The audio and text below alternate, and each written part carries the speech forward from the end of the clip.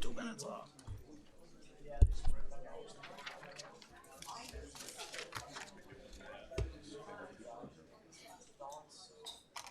Hello, everybody. Welcome to the Bellevue City Council meeting.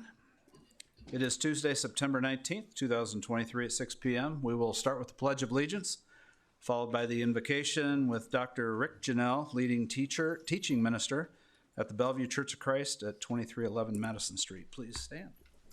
I pledge allegiance to the flag of the United States of America and to the republic for which it stands, one nation, under God, indivisible, with liberty and justice for all.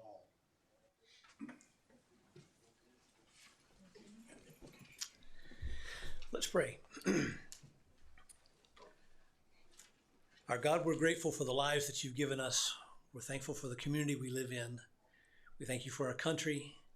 We thank you for the sacrifices that have been made by our ancestors and others to give us the life that we have. We thank you for our city. Thank you for all who work to lead in whatever ways they do. We pray especially tonight for anyone who puts on a uniform to do their job. We pray that you be with healthcare workers in our community and first responders. Thank you so much that we have a peaceful community to live in. And I pray, God, that each of us would do our parts to live at peace with our fellow man. I ask your blessing on the ones that are here to conduct city business. May they conduct themselves professionally. May they do the best as they see it. And I pray, Father, that in all ways your will would be done. In Christ's name we pray. Amen. Amen. Thank you, Dr. Janelle. I'll call the meeting to order. Susan, would you take roll call, please? Councilman Casey, Councilman Cook. Here. Councilman McCaw. Here. Councilman Preister. Here. Councilman Burns. Here. And Councilwoman Welch. Here. Thank you. And could you go ahead and refresh your computers if you haven't done so? Thank you. This meeting will be conducted in accordance with the Nebraska Open Meetings Act. A copy of that act is located on the rear wall of the council chambers. Item 5, approval of agenda, consent agenda, claims and advisory committee reports. 5A, approval of the agenda. Do I have a motion? Councilman Cook. Thank you, Mayor. I'd like to make a motion and I'd like to make an amendment. I'd like to make a motion we approve the agenda. I'll second that. Motion by Cook, seconded by Welch to approve the agenda.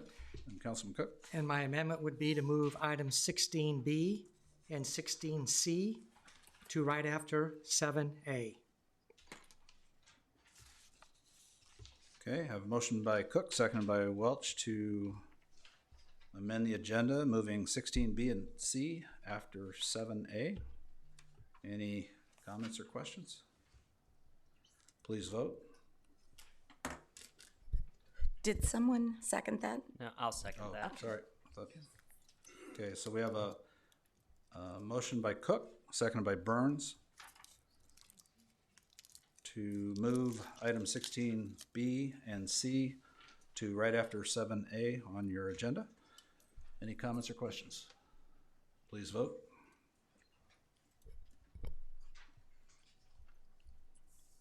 All voting yes, motion carries. Thank you. We have a motion by Cook, second by Welch to approve the agenda as amended. Any questions? Please vote.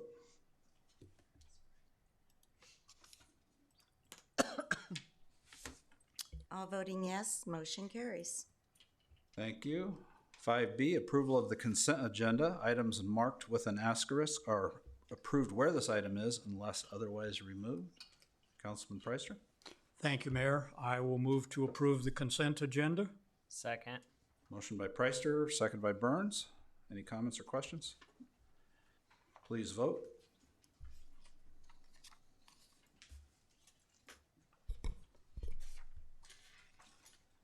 All voting yes, motion carries. Thank you. Item 7, special presentations. 7A, presentation on the 2023 second quarter report with Gross Sarpy. And we have Mike Brooks, the director from Gross Sarpy here. Good evening, Mayor Hike. Good evening, Council. First off, before I really get into all of our fun-filled numbers, I want to introduce our newest member, Laura Harrison. She's been with us now for about 2 months. She will be doing a lot of the business retention expansion visits throughout Sarpy County, and one of her focus points will also be on workforce and workforce development, because that is key. So she's drinking from the fire hose right now, but she's getting out and doing some amazing things already. So with that, overall numbers. So to begin with, Q2, we doubled our project pipeline. So we went from 10 to basically 21. And I will say also that Q3 has been a whirlwind. The last 20 days, we've added at least 11 projects.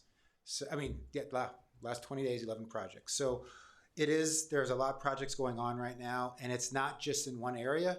It is in Bellevue, it is in La Vista. I've got 2 in Springfield, a couple in Gretna. So that's the best thing about it. It's not just one area that we're looking at right now. It's all over. So I'm pretty excited about that.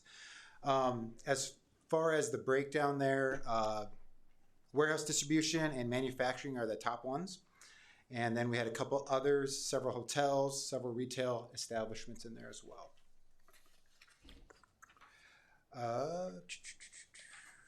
When you look at building permit valuations, you guys are doing very well. You're over 60 million for Q2. So you're over what you were last year in that same quarter. The things that I'm very excited about for Bellevue is there is actually some multifamily housing permits issued during this time. You guys were the only ones throughout Sarpy County that had any in Q2. Some people beg to differ with me, but multifamily unit housing is very important, and we need to continue that if we're going to establish a broader, bigger workforce and bring more businesses down here. So I am very excited about that. Overall, labor force or unemployment rate still very low at 2.4%. So again, when we're bringing one of the RFQ questions we get, what's unemployment? That's one that's a stickler right now. It's tough because they're asking where they're going to get the employees from, and I hate to say cannibalizing from our local business. So that's why Laura is helping figure out that workforce piece there for us.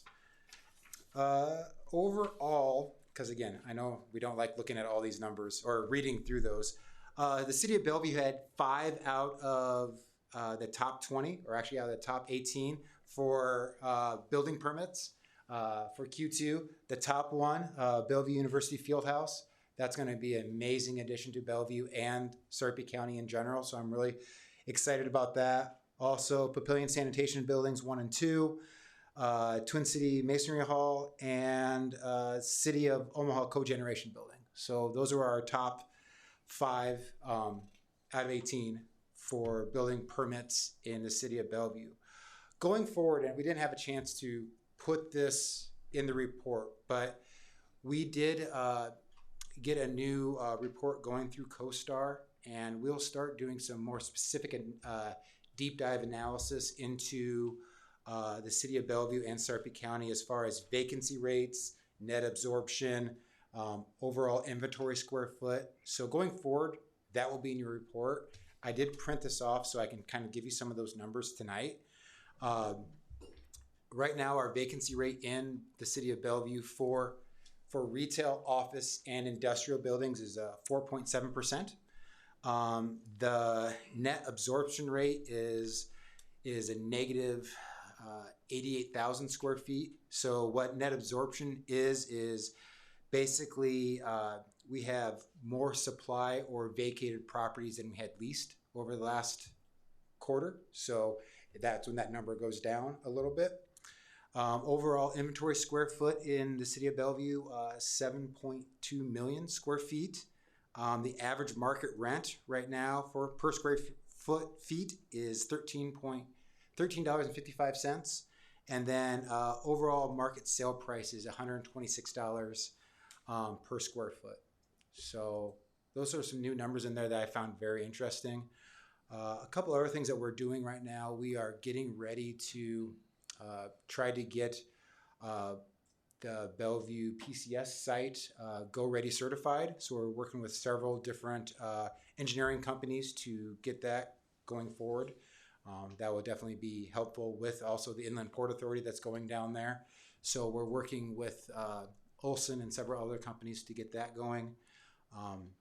And there's just been quite a few, like I said, big companies looking around in the city of Bellevue and Sarpy County. So with that, I'd like to open up for questions. Mike, do you see any pickup? About a year ago, the warehousing, the light industrial type warehousing was very active. Do you see that coming back since I think the rates probably slowed that down? The rates have slowed it down a little bit, but as far as RFPs and people asking right now, it's still there. I would say Q2 did slow down, but for what I'm seeing in Q3, I think we're going to make up some of that ground that we lost in Q2. Good. Councilwoman Welch. Thank you, Mr. Mayor. Mike, you gave the vacancy rate on commercial. Does your report, or can your report give us the vacancy on residential? Because we had a presentation 2 weeks ago and he mentioned that it's like at 3% vacancy rate on rentals. That's why the need for more multifamily units. Does your report verify that, or can you get that information for the next presentation? I can get that for you. I don't Okay. have that in front of me. Yeah, that would be helpful, especially when we're looking at future planning as to Right. where we're sitting at. And I will say, if the vacancy rate is at a 3%, I can't confirm or deny that, but that is low. I mean, you need to have, in my honest opinion, like a 7%, just so people can move up or move down depending on their circumstance. Right. Well, and a couple years ago, they had mentioned that it was at 7%. But they mentioned 2 weeks ago that it was sitting at 3%. So if you can bring that report the next time you come out, that'll help validate that information. Yeah, and I can try to get that sent over. I did, like I said, I broke it down because if you put all those in there, it's kind of like the MLS. Everything goes in and those numbers just blow up. Right. So I will see what I can do for you. Okay, perfect. Thanks. Any other questions for Mike? All right. We appreciate everything you're doing for us and doing a great job. Thank you. And I will also say I'm excited to actually sit down with Harrison tomorrow and actually formally get introduced and talking about all the good things happening in Sarpy County. Awesome. Thank you. Thank you. Okay, per the amended agenda, we'll go to 16B.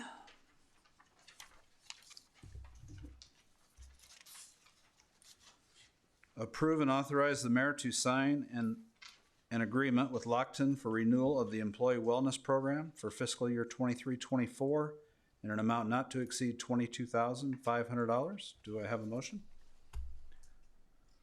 Councilman Preister? Thank you, Mayor. I will move to approve item 16B on the Lockton Wellness Program. Second. Motion by Preister, second by McCaw. Any comments or questions? Please vote.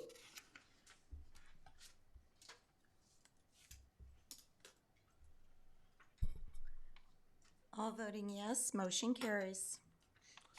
Thank you. Item 16C, accept proposal from FNIC for the 2023-24 property and casualty insurance renewal with a total annual premium of $749,379. And do I have a motion? Councilwoman Welch. Thank you, Mr. Mayor. Make a motion that we approve item 16C. Second. Motion by Welch, second by Cook. Any comments or questions? Please vote.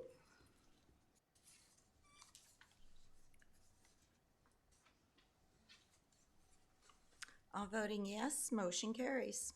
Thank you. Item 8, we do not have any organizational matters this evening. Item 9, approved citizen communications. We did not receive any. Item 10, liquor licenses. We have none this evening. Item 11, ordinances for adoption, third reading. 11A, ordinance number 4127, an ordinance to adopt the annual appropriations bill. Susan, would you read that ordinance, please? Ordinance number 4127, an ordinance to adopt the budget statement to be termed the annual appropriations bill to appropriate sums for necessary expenses and liabilities and to provide for an effective date. Thank you. Councilman Cook?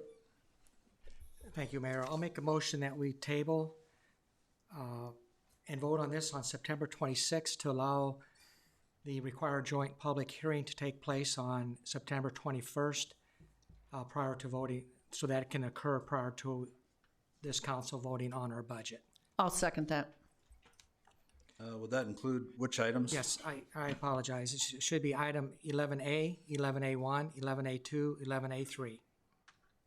I'll second that. Okay. So we have a motion by Cook, seconded by Welch to table items 11A, 11A1, 11A2, and 11A3 to the September 26, 2023 meeting at 5:30. Any comments or questions? Please vote.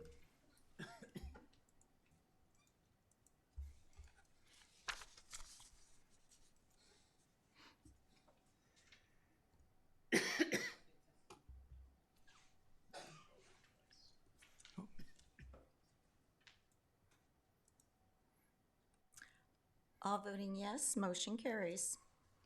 Thank you. Before we leave that item, I just want to make a note on 11A1. It says Resolution 2022-23. That should be changed to a resolution number 2023-24 and a resolution to set the 2023-2024 property tax request. So just information only.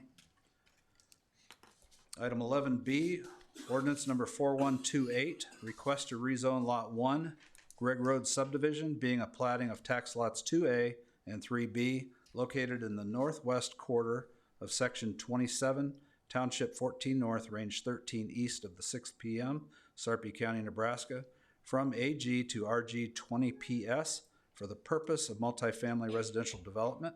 Applicant, Greg and 75 LLC. General location is 1920 Greg Road. Susan, would you read that ordinance, please? Ordinance number 4128, an ordinance to amend the official zoning map of the city of Bellevue, Nebraska, as provided for by Article 3 of ordinance number 3619 by changing the zone classification of land located at or about 1920 Greg Road, more particularly described in Section 1 of the ordinance, and to provide an effective date. Okay, do I have a motion? Councilman Preister? Thank you, Mayor. I will move to approve ordinance 4128. Second. Motion by Preister, seconded by Burns. Any comments or questions? Please vote.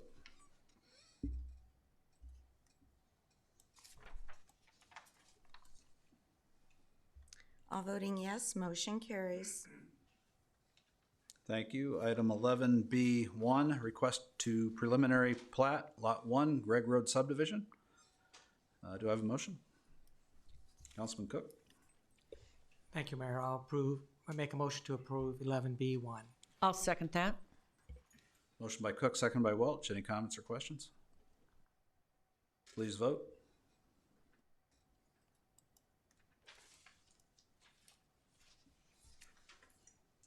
All voting yes, motion carries. Thank you. Item 11B2, request to final plat, Lot 1, Greg Road subdivision.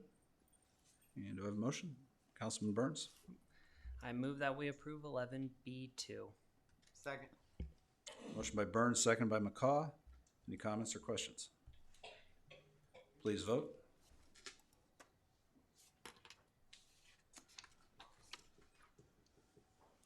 All voting yes, motion carries.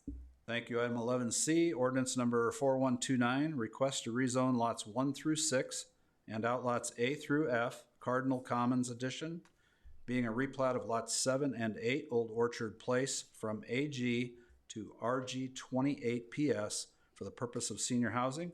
Applicant Excel Development Group, general location South 13th Street and Casper Street. Susan, would you read that ordinance, please? Ordinance number 4129, an ordinance to amend the official zoning map of the city of Bellevue, Nebraska, as provided for by Article 3 of ordinance number 3619 by changing the zone classification of land located at or about South 13th Street and Casper Street, more particularly described in Section 1 of the ordinance, and to provide an effective date.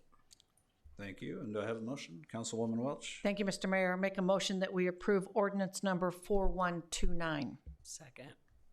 Motion by Welch, seconded by Burns. Any comments or questions? Please vote.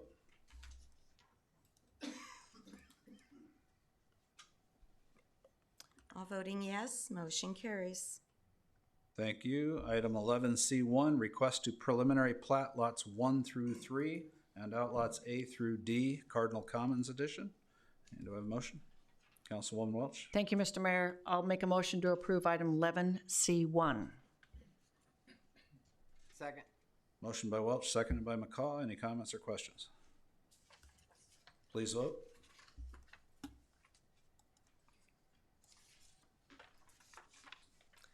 All voting yes, motion carries.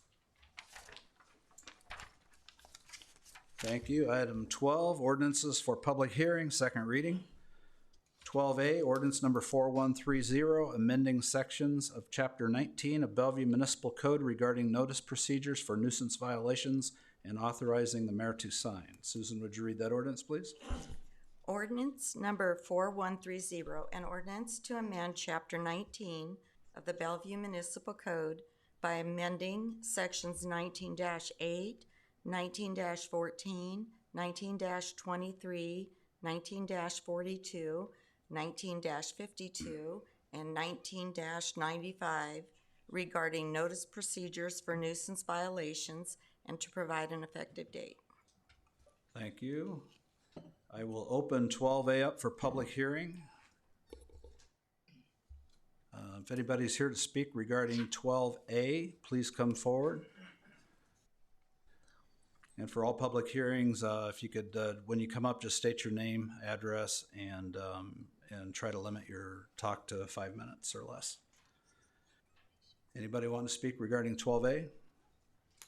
Seeing nobody, I will close the public hearing. Third reading will be October 3rd, 2023 at 6 p.m. here at the council chambers. Item 12B, ordinance number 4131, amending sections of Chapter 29.5 Bellevue Municipal Code regarding notice procedures for nuisance violations. Susan, would you read that ordinance, please? Ordinance number 4131, an ordinance to amend Chapter 29.5 of the Bellevue Municipal Code by amending Section 29.5-9 regarding notice procedures for nuisance violations and to provide an effective date. Thank you, and I will open up 12B for public hearing. Is there anyone here wishing to speak regarding 12B? Please come forward. Anybody wanting to speak regarding 12B, please come forward. Seeing nobody, I'll close the public hearing. Third reading will be October 3rd, 2023 at 6 p.m. Item 12C, ordinance number 4132, request to rezone lot 144, Nob Hill, from BG to RS 84 for the purpose of an existing single-family residence. Applicants David and Deborah Rospierski, location 610 Nob Hill Terrace. Susan, would you read that ordinance, please? Ordinance number 4132, an ordinance to amend the official zoning map of the city of Bellevue, Nebraska, as provided for by Article 3 of ordinance number 4104 by changing the zone classification of land located at or about 610 Nob Hill Terrace, more particularly described in Section 1 of the ordinance, and to provide an effective date. Thank you. I will open up the public hearing for 12C. Is there anyone here wishing to speak regarding 12C? Please come forward. Anybody wanting to speak regarding 12C? Seeing nobody, I'll close the public hearing. Third reading will be October 3rd, 2023 at 6 p.m. Item 12D, ordinance number 4133, request to rezone Lot 1, College Apartments Addition from RG8 to RG8PS with site plan approval for the purpose of multifamily development. Applicant, Elevate Lofts, LLC. General location, 400 West 19th Avenue. Susan, would you read that ordinance, please?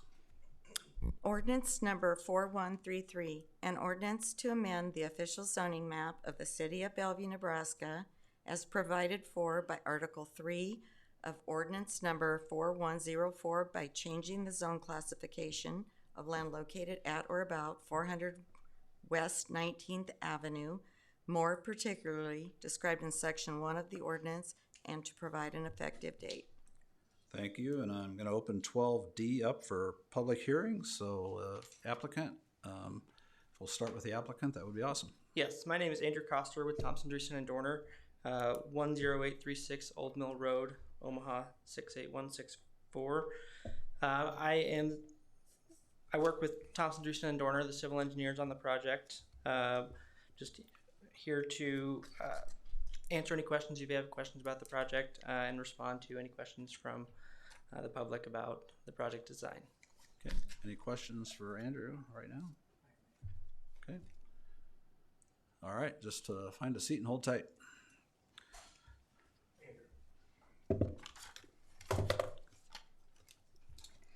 Can I show a presentation? Is that possible?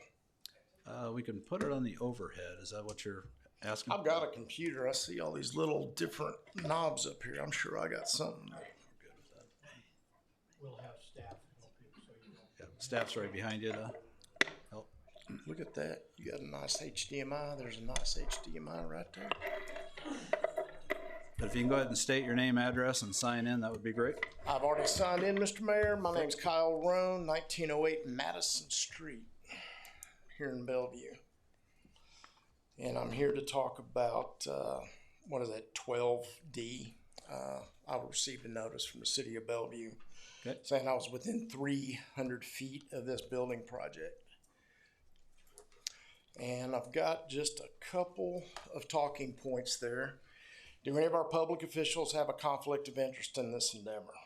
And I think that's worth asking. I would like to know who's building this. Property taxes for the property in question were paid last year by Guardian Tax Partners Incorporated. That's part of public record that I found on the Sarpy County site. And there's approximately 100 feet of elevation from the proposed site to my front door and several houses between my door and the proposed apartments. And then I also want to talk about trash and pickup. What's next? There we go. So I did a cursory search yesterday, and we've got, and I know, Mr. Mayor, I know you get hammered a lot, but this was there. And we've got a lot of real estate. Not a lot. We got 2 real estate agents that are on the council. So I just want to make sure there's no conflict of interest there with those 2 folks. I think that's a fair question. Andrew, and I'm going to murder his name, and if he's behind me, please don't get mad. Panibianco, I think is how I'm saying that. Panibianco, I believe. Panibianco. There we go. He's been a part of 3 LLCs that this property has belonged to, and I know that goes along quite a bit. But in 2017, he was a primary member of the West Bell LLC. In 2022, he signed as part of Stella Real Estate. And then Elevate Lofts LLC, you see their status is inactive as of last night by the Secretary of State office. And I got that from the notice from the city. So it's concerning to me that we've got the same principal operator, 3 different LLCs, and now taxes are being paid by Guardian Tax Partners Incorporated, which is a tax lien place. So those are my procedural and kind of concerns from a financial standpoint for this endeavor. But that goes and takes me to elevation and erosion. We've got 100 feet, and it's got a pretty steep slope. And I've lived in subdivisions that were built that didn't have good quality drainage. And if we have a rain like we had in 2018, where it flooded the river, and it caused a lot of issues in this community, that the people that are a barrier, the people that have homes that are a barrier to mine, their basements are going to flood. There's going to be a bunch of erosion. There's going to be a lot of problems with that. And with the issues that I've raised with the 3 LLCs, the tax guardian payment, does this company really have the capital to build what's necessary to mitigate that flood and runoff risk to the people that own and have invested in property there and have lived there for 20, several decades, if not any of those others? So that's one of my major concerns. And if Elevated Lofts can't pay for that, is the city willing to absorb that liability? That's the question that I have for that. The second thing, and you look here, I took some pictures from the street. I wasn't lurking for anybody whose backyard this is. I'm not a peeper. But there's just a lot of elevation change. And I understand tonight, listening to people, that a lot of these trees are going to be cut down, which is going to increase your erosion problems. And then we got trash. This was taken last night at the apartments that are currently existing there. This is what those people are going to see day in and day out, even if they put a privacy fence. If they don't maintain it, you're going to have holes, okay? So you see used mattresses and shopping carts, all that is eyesores. And I heard, I think it was Don Prester and Kathy Welch. No, it wasn't. It was Mr. Cook and Miss Welch. We're talking about yellow flags in your yards and how eyesore-ish that was. And I'm like, at least they don't have shopping carts and mattresses, old used mattresses out in their front yard. So anyway, those are my issues. Those are the concerns that I have, and I look forward to hearing what my fellow citizens have to say. Thank you. Thank you. Okay, anyone else wishing to speak? Please come forward.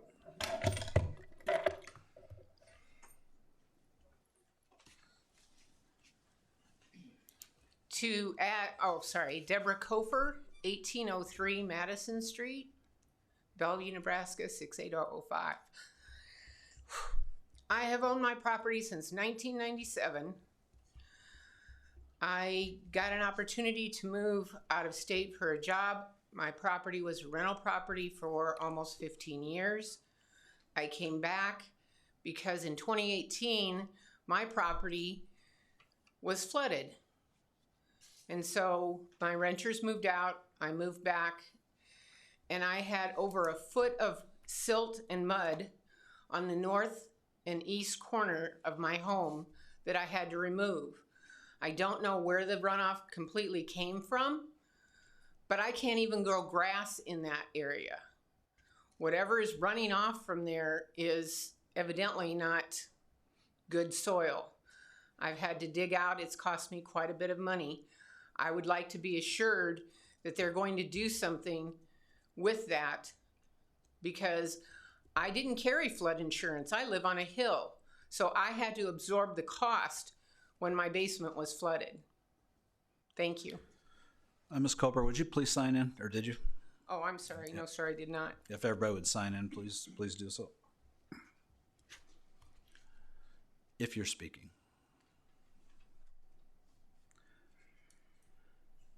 Anybody else wanting to speak, please come forward. Yep.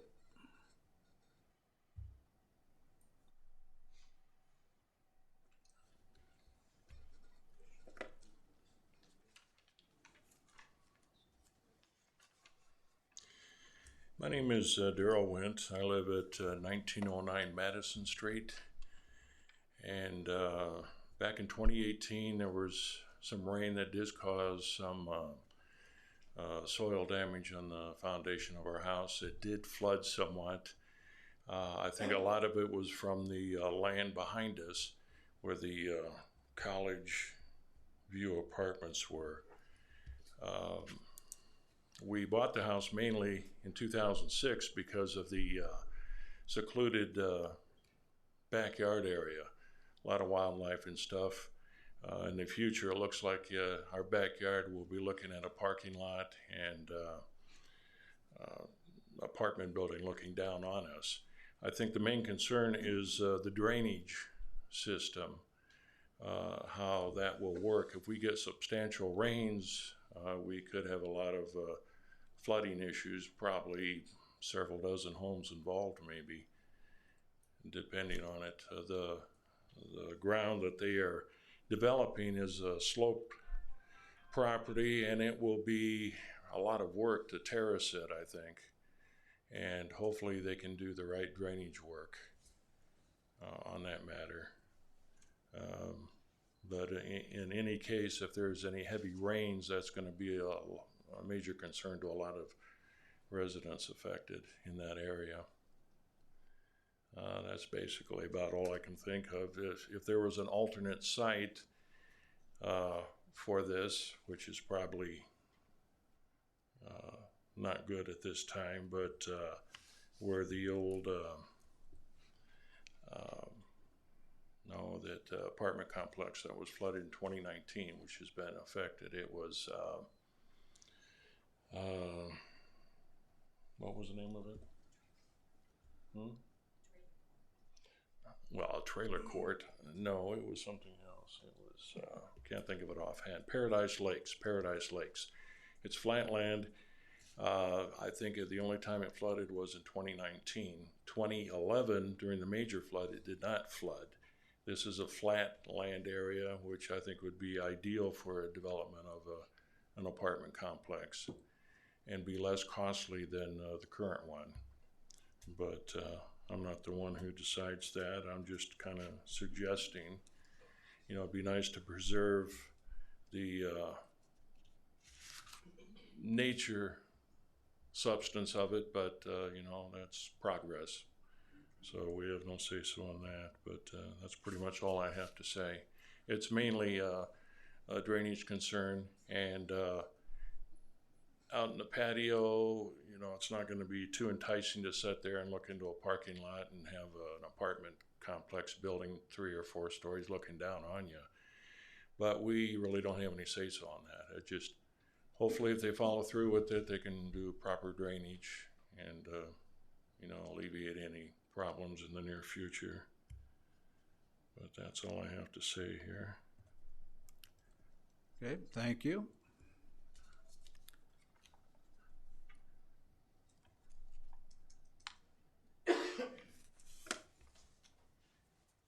Anyone else wanting to speak, please come forward.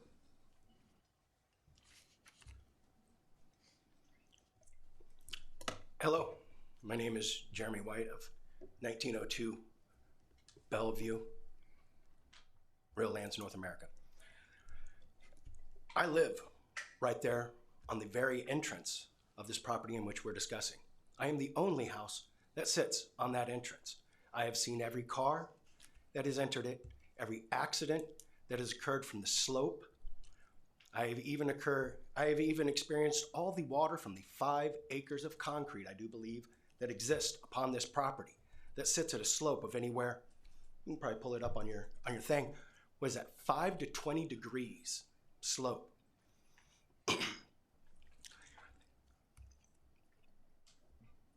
Not only when rain, but what about when ice? Because every single time that there is ice, I hear a thundering crash as cars plow into the trees that protect my house, which sits on that property line and shares it with it. I'm not sure what the plans are to do with that rear protective barrier that protects my house and my family from every car that comes crashing down there in the winter. And not to mention the failed maintenance of the fence that gets destroyed each and every time. Somebody else had already mentioned, this isn't a new property owner. This property has been owned for quite some time. Not to mention, there's a strip of land right next to this property in which they wish to develop, which is on the street, the corner of 19 and Wayne Street. This property, I bought this house in '94, raised my family. I now have a 4-year-old again, a 2-year-old, and another one on the way. With this strip of land that sits right there on the street, It is my understanding they wish to put a sidewalk, trees, a fence.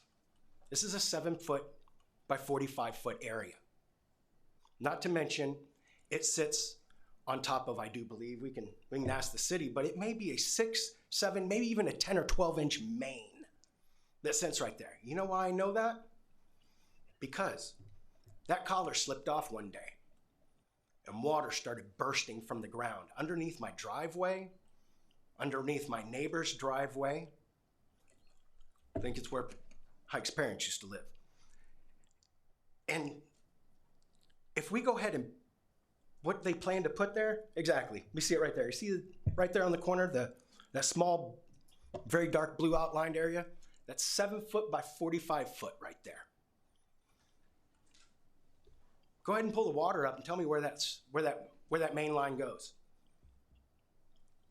Y'all are gonna have to rip up all the landscaping that's there. Not to mention, I've lived there since '94. I have maintained that property line in which we are discussing for that entire time. Not to mention, since we got this up here as well, are you aware that on this site, the quality is so poor that when I attempted to pull it up, because there at the bottom, I can't tell if that's a runoff basin that y'all plan to put at the bottom. I was informed by one of the actual residents, that that the intent was to put a mosquito habitat. Y'all call it, I think, a dry runoff. That's very concerning to be put in my backyard. The other thing is, I share this property line. Does that mean that my trees are going to be shaved completely off, straight up from that line? How many of those protective trees do y'all wish to take out? I attempted to look on your website, but the quality of this document is so bad that when I zoomed in, I couldn't read. Can y'all? Can we do it here? Could we possibly read in? Maybe we could just read the chart, maybe the notes. Can we zoom in and read the notes here? A little more. I can go ahead and stop this right now. No matter how much you enhance it, you're not going to. The quality is so poor that not even the residents can get proper information upon what it is that they wish to talk about.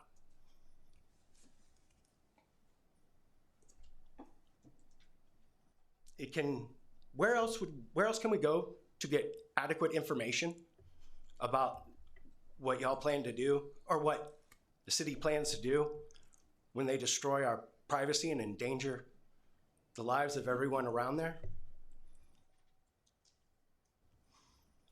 And another thing to mention on top of this is, well, he mentioned something about the trash. Am I coming up on 5 minutes? Yeah, Jeremy, we're at 5 minutes, so if you could just wrap it up, that'd be good. All right. Well, the other thing is the mention of trash, and then we call the code enforcement. When that occurs,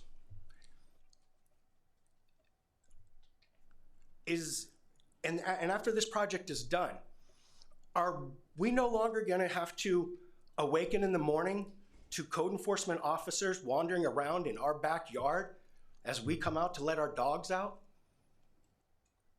Is the violation of our Nebraska Constitution, Article 1, subsection 7, and the United States Constitution, Amendment 4, is this type of harassment going to stop? You're gonna have to wrap it up real quick, please. There you go. Those answers. I'm wondering, after this is also done, everybody that speaks up, are y'all then going to stop using code enforcement as agents of harassment against the people who speak up against this? Thank you. Appreciate it. Any answer? Just make sure you sign in, please.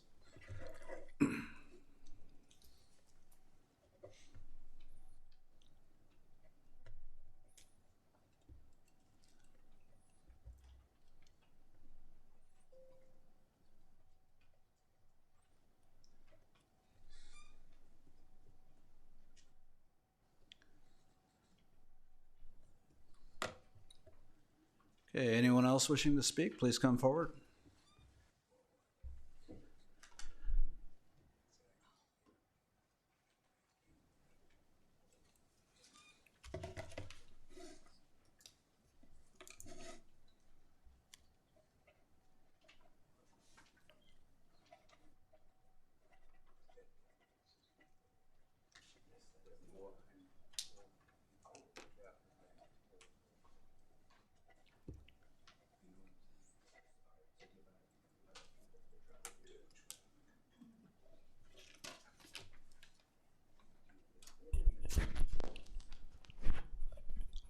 Good evening.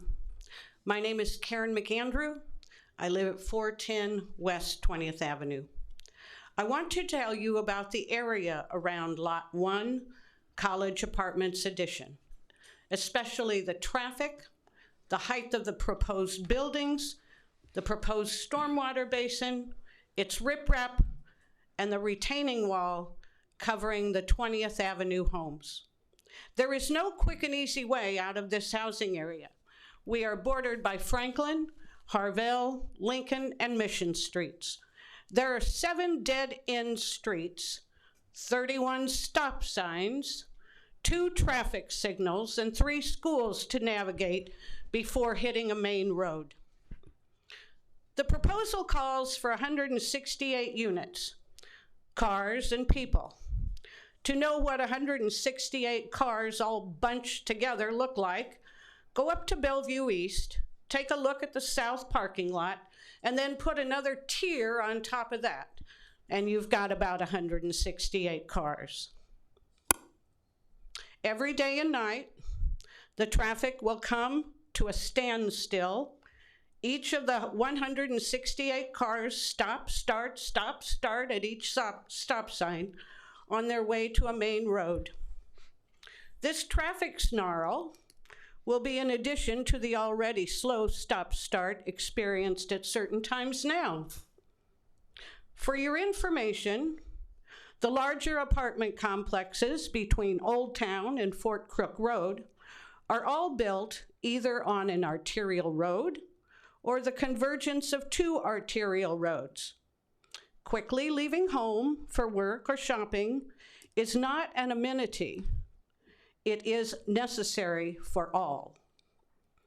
There are 4 buildings proposed, 3 at 3 stories each, at 1 at 4 stories. The largest is to be on the south end of the property. At 4 stories and sitting about 40 feet up the hill, which is one of the highest and steepest in town, it will look 7 to 8 stories tall from far away. This building will look like a gargantuan rectangle sitting on this hill, able to be seen for miles. Privacy for the surrounding homes will be completely gone, as the plan is to cut down all the trees on the property. There is a stormwater basin and riprap proposed for drainage. The riprap is to be placed on the northwest corner of my property. I've asked to see and get a copy of this design. I've been denied by the engineering firm. Maybe I'll be allowed to see it after the final design. That will be a bit too late. It will be like plugging the dam after the flood. The retaining walls of 410, 408, 406, West 20th Avenue are all connected. It's actually one wall. It was built around 1954 to 1955 in one continuous strip, 210 feet long. Over the years, we have all had problems with water runoff from Lot 1, College Apartments Addition. The proposed sewer line for this project is slated to be bore drilled between homes 408 and 406. This wall will not stand the drilling and vibration. Please make the sewer line go to the nearest possible connection at the intersection of Wayne and 19th Avenue. The homeowners are not opposed to apartments. We're opposed to this high-density monstrosity. Please vote no on the rezoning. This is not the right piece of land, nor is it in the right place for super high-density living. Ask them to go back to the drawing board, design something that fits this piece of land and the neighborhood while incorporating decent drainage and sewers that won't tear up our yards. Thank you. Thank you.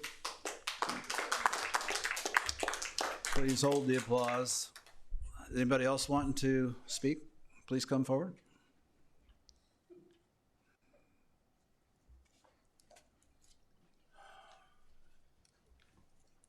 My name's Eric Critchlow. I live at 1904 Wayne Street. Been living here for over 3 decades.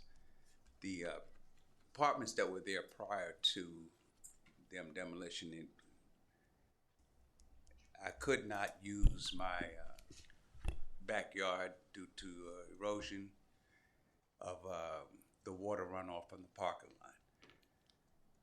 I guess my main concern is to have that area where we live at, to put 400 new apartments back there, which would almost double the amount of traffic coming out there out of one street.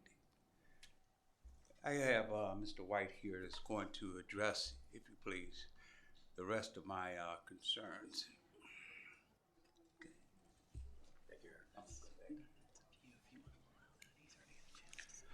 Yeah, I want you to hold it within the Mr. Critchlow's time, please. Thank you. How much is that time? 3 more minutes. Well, is what Eric is referring to, and I'll go ahead and make this extremely short, and I'll try to put this in the best visual perspective that I can. Go ahead and take everybody on Wayne Street, the left side and the right side, from Mission all the way down to 34th, and now plow them into my backyard. Mine and Eric's backyard. I think majority of these people's backyard. Although this states there's only 168 units, 168 units comprise of how many possible people? Well, let's go ahead and put 2 people in each one of those. We're well over 300. Now, let's say each one of those couples have 1 child. Now we're up over 500 people a day. That's everybody from Mission. If we had a West 34th Street, it would end there. And you would take all of those residents on that entire street and pack them into that little spot. Yes, that's a lot of revenue. That's going to be great for whoever's managing it.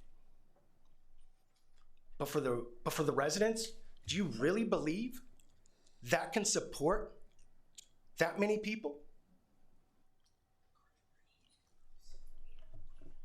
Come on, let's just do it. Let's just do a test for a second. Block off all of Wayne Street, not allow them to exit left or right, and give them 1 lane to come through. All of them. All of you have to go through there. I don't think anybody is going to enjoy that. Not to mention the slope.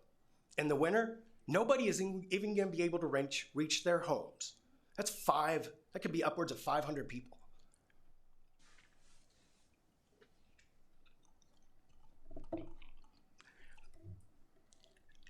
Not to mention, how high are y'all going to build these buildings? Violating our privacy?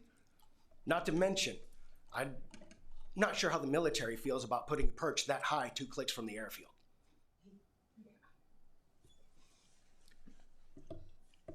Let that sink in.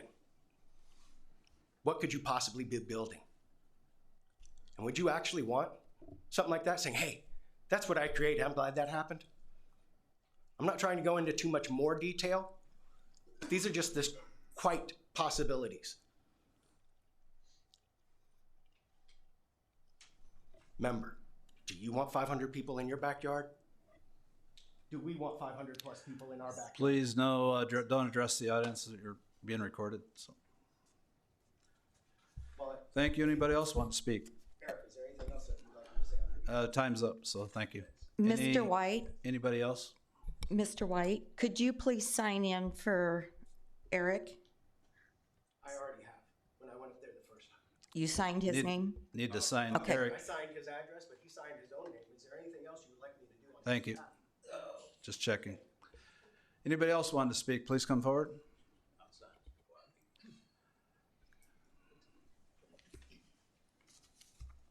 My name's Jim Mueller. I live at 406 West 20th Avenue in Bellevue. My biggest problem with this is the retention pond.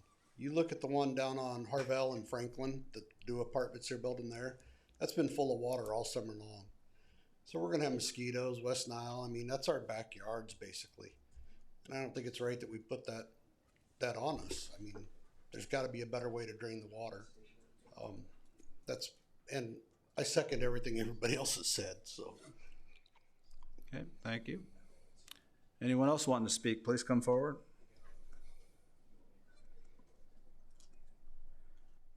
Anybody else want to speak regarding 12D? Please come forward.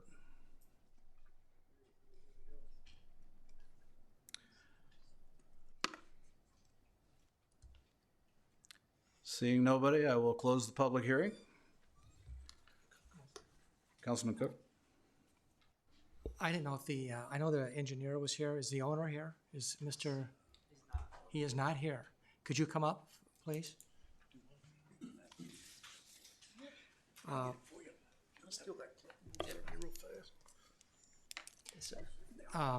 The owner is not here? The developer is not here? He's not. Do you know why? I do not. Okay. I just want to go over a couple things. Have you attempted to try to meet with the neighbors? We haven't held a meeting. I have received several calls from them and addressed questions as they came in, mainly about the drainage and light pollution. What would be the possibility of between now and the next meeting of you getting with neighbors, meeting them at maybe at that location or close to it, and address all their concerns as a group? We can set that up. Through that. Yeah. Okay. Some of the questions I got, it seems one of the big things is drainage. And I know that, I think the city of Bellevue hired a GEO. I don't know, Tammy, if you want to address that. Sure. So not only did our city engineers look at this, but we also contracted out with a third party and JEO reviewed it as well. So there was a lot of different eyeballs that were on this drainage plan. And they're required on the developments, these Correct. ponds. I mean, Correct. 30 years ago, they probably weren't required. Correct. It's the detention basin is designed to hold a 100-year storm. That's what the requirement is, and it's designed to be a dry basin. So it's not designed to be a wet basin. If it is working properly and it's not clogged, that water should be draining out slowly over a 24-hour And period. who maintains that over the years? The developer. Okay. Thank you, Tammy. There was mention about a fence around the facility and a buffer zone. What type of fence do you think they're looking at building? We received questions about some kind of solid fence. I know that speaking with the owner, he is open to constructing a fence on the western perimeter of the parking lot to address those concerns. Some 6 foot tall opaque fence of some kind. We didn't just get into particulars about what kind, whether it would be a wood fence or vinyl fence. Well, I believe in our literature we got there was going to be a fence around the property. There's an existing fence on the shared property line that's chain link currently, and we received some questions about whether that would be replaced. And we can talk to the owner. I think that's certainly I think that's something he would be open to as well. Mr. Cook, there is not one shown on the site plan because there's not a fence shown on the site plan. I thought there was discussion of a fence around the property. There was discussion from one of the neighboring property owners who requested that. Okay. And that has been brought forward to TD2 and the developer, but it is not currently shown on the site plan. So if city council were to require that, that's something that we would have them amend the site plan. I guess what I'm trying to get to is if you would meet the neighbors and they could bring up concerns, then they can, as a group, hear what you're saying, how you're answering the questions. I'm very concerned that the owner's not here. I'm going to tell you, and you can relay that to him. Okay. I'm not happy that he's not here because I think he should be the one answering these questions and possibly committing to something or not to commit to something. I got some more questions. The traffic, how would you address the concerns of these people with traffic? Now, one thing, and I know we've had some people give numbers about how many people could live there, and I don't know what the answer is, but I will tell you is that what we're being told is that there's 22 loft apartments, so I would think that would mainly be probably a person, but I don't know. 132 one bedroom, that could be one person or two. It's probably not going to be kids. Right. And then I was told 14 two bedrooms. Is that accurate? Yes, that's right. Okay. How would you address your concerns of coming in and leaving the property? They're correct. There is only one entrance in and out of the property. And we haven't looked at the traffic along Wayne Street. or 19th Avenue. That wasn't what was requested of us, and so we haven't looked into that at all. Well, part of my concern is what could it back up just on your property? I mean, I'm looking at that too. Theoretically, yes. Okay.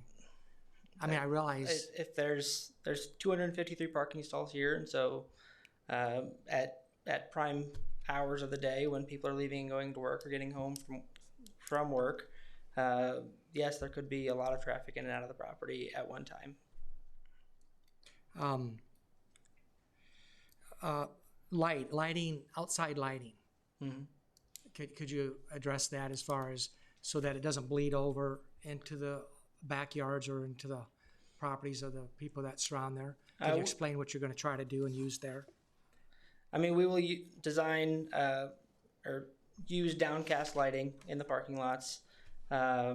Anything that's attached to the building will be designed to shine light down instead of out, to minimize any impacts to the surrounding properties. None of those have been chosen at this point. That's something that the mechanical engineers would have a hand in. Not really something that I focus on as a civil engineer on the project. And I know it's some of these are not even probably even appropriate for you to answer. The owner should be here. I'm losing my train of thought. There was concern about, is there going to be a playground? There was concern. We got some emails and stuff from some of the people that talked tonight, but one of the problems was kids, activities for them. Mm-hmm. Where can that occur on the property? I know that there's a plan. There was planned to be a lounge of some kind in the southernmost building inside. Currently, there's nothing shown for exterior amenities, nothing like the playground, anything like that. They're considering outdoor grills, a dog run, and a playground, but granted the site, there's not a lot of room to add anything like that, and so it's kind of an evolving, we're still in discussions with the owner about what he can provide on the site. It's not shown on the plan today. Okay. I guess part of my concern is just trying to imagine a neighborhood, again, 14 two-bedrooms. Okay, so I don't know how many kids will be here, but I just in my mind, trying to think if there are kids there, or if only a handful of kids live there, if they invite kids over, where are they going to throw a ball, ride a bike, beat up each other? There are limited green spaces between the buildings, but other than that, there's not much, and that would be provided for that.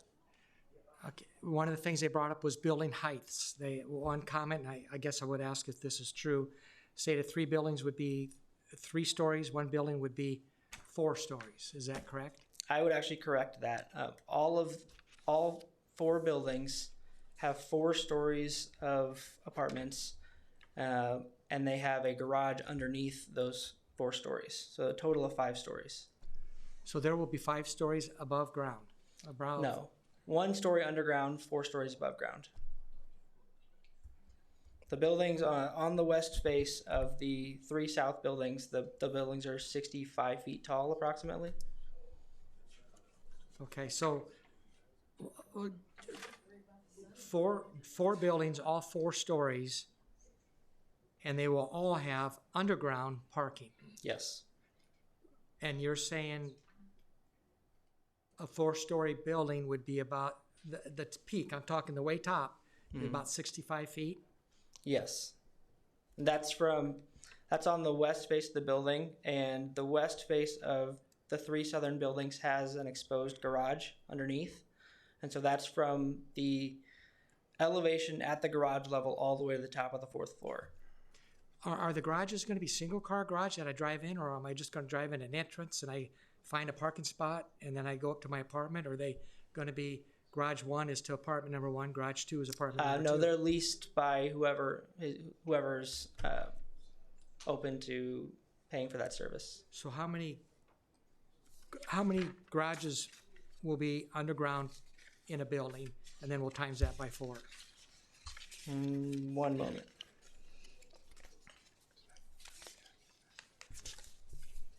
Mr. Cook, I can probably answer some of these questions too. So the property is currently zoned RG8. RG8, the intent of the district is to permit very high density development, multi-story apartment development, and other uses that are typical and compatible in the operation of apartment houses. Under the current zoning, there is no height limit. One of the other things I wanted to address too, Offutt has reviewed this. They review all of our applications, and they stated no concerns with potential building height on this property. All right. Tammy, I'll ask you a quick question. We're going from RG8, which I believe our notes say there could be 219 apartments. Correct. There is just over 182,000 square feet. So at 800 square feet of lot area per dwelling unit, they could have 219 units under the current zoning. So the request is for a rezoning, but only to add the planned subdivision appendage.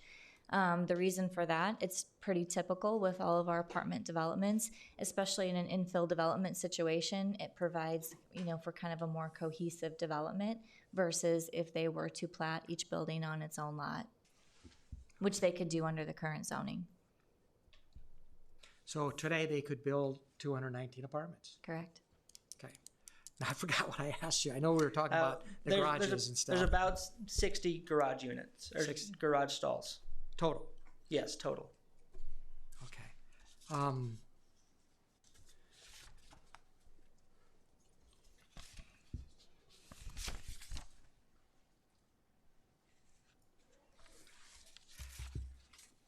I can't think of. The gentleman was referring to, Jeremy was referring to, I'm guessing, he said I live by the entrance, area of 7 by 40. So currently on GIS, it shows it is 52.8 feet in length. It shows a depth of 18.4 feet. When I'm measuring it off, I'm getting between 14 and 15 feet. GIS is usually fairly accurate. So if I draw a polygon in that area, give me 1 second here. And again, this is just the portion that extends to the north of his property. When I draw a polygon in that area, it's just shy of 800 square feet. I didn't quite understand. I didn't follow Jeremy, Mr. White. How describe where this is at, and is it like next to his house? It's on the north side, so it would be on the side of his property. His house faces Wayne, so it would be to the north side of the property. So it would be adjacent to his side yard. But is it owned by Jeremy, or is it owned by the developer of this It's owned by the developer. Okay. Which hasn't been maintenance since '94. Okay. I'm Jeremy White, by the way, if you have any questions about that property.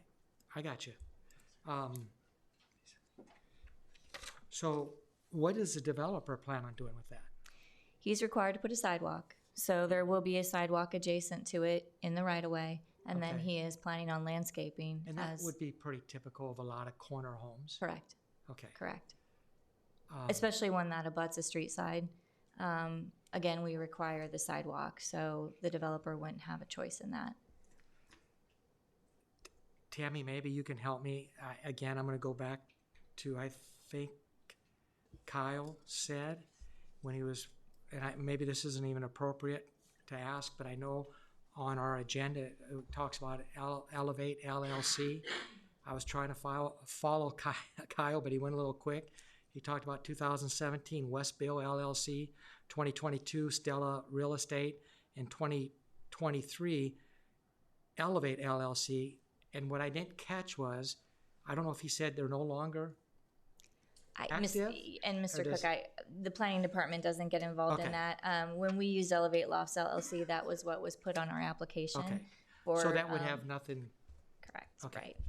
Why would it not have anything to do with it? Well, it doesn't have anything to do from a planning perspective. From us, what we're doing here today. So Public hearing's over, so. What? So you're saying we can't say anything about our property and ask questions in a very respectful manner, Mr. Mayor? The public hearing is over. I closed it, so that's according to the statute. that's the way it's supposed to be handled, so thank you. What's Andrew? the amendment I did the chance to have my voice heard, sir? I'm not carrying on a conversation with you, Mr. Rowan. If you want to keep going, Have a conversation with me, but if I want to have my voice heard in a public hearing and there's- we're in a public place, I will have law enforcement take you out of the room. then Hey. let it happen. If you gotta violate his First Amendment, go ahead. That's what I'm saying. Let's go. I Andrew? love it. But And I will not. I will All not right, resist. that's it. Please remove them. I'm not going to resist. I'm going to get my stuff done. I thought this man was up here to answer our question. I thought he was too, but he didn't come. Was anybody else confused with that? All right, I'm going to ask you to remove Jeremy White, please. This is how intimidation is. Please do not disrupt the public hearing. Andrew, I think it would be a good idea. I don't know, maybe these residents are saying opposite of what I'm saying, but I think it would be a good idea. I think if you look at our planning commission, there was people that spoke. Mm-hmm. I think it'd be a good idea to try to reach out to some of these people. I don't know if anybody would want to step up as maybe a representative or something. And I think the owner and you and whoever, I think you need to meet with these people and try to address some of their claims or Okay. some of their concerns before our next meeting. We can do that. Now, I don't know anything about the owner, so I'm not going to say anything good or bad. I just wish he would have been here today. I think a development of this size, I think he should have been here to be able to answer some of these questions. I know you did your best, but I can't hold you to the fire on anything. Mm-hmm. Right? Right. All right. Thank you very much. Right. Thank you. Councilwoman Welch. Thank you, Mr. Mayor. I have a question for the guy from TD Squared. You're not ready to sit down yet, so. So the 160, just for my own curiosity, they're putting in 168 units, which is way more than what was previous there. How do they determine how many units they're gonna put in a particular area when they're doing that? In this case, I think it was mostly limited by the space available. I can actually, the architect is here, and he could probably speak to that more than I could. Can he come up here to speak on that? The architect on the project? We're going beyond the Okay. scope or the That's public fine. hearing But rules here, so. But I do, as Mr. Cook mentioned to the group, that somebody from your group out there needs to let us know that you have in fact met with the owner, because we will not know about that for our next meeting until somebody communicates with us to let us know that you have in fact met with the developer. So please let us know. Okay.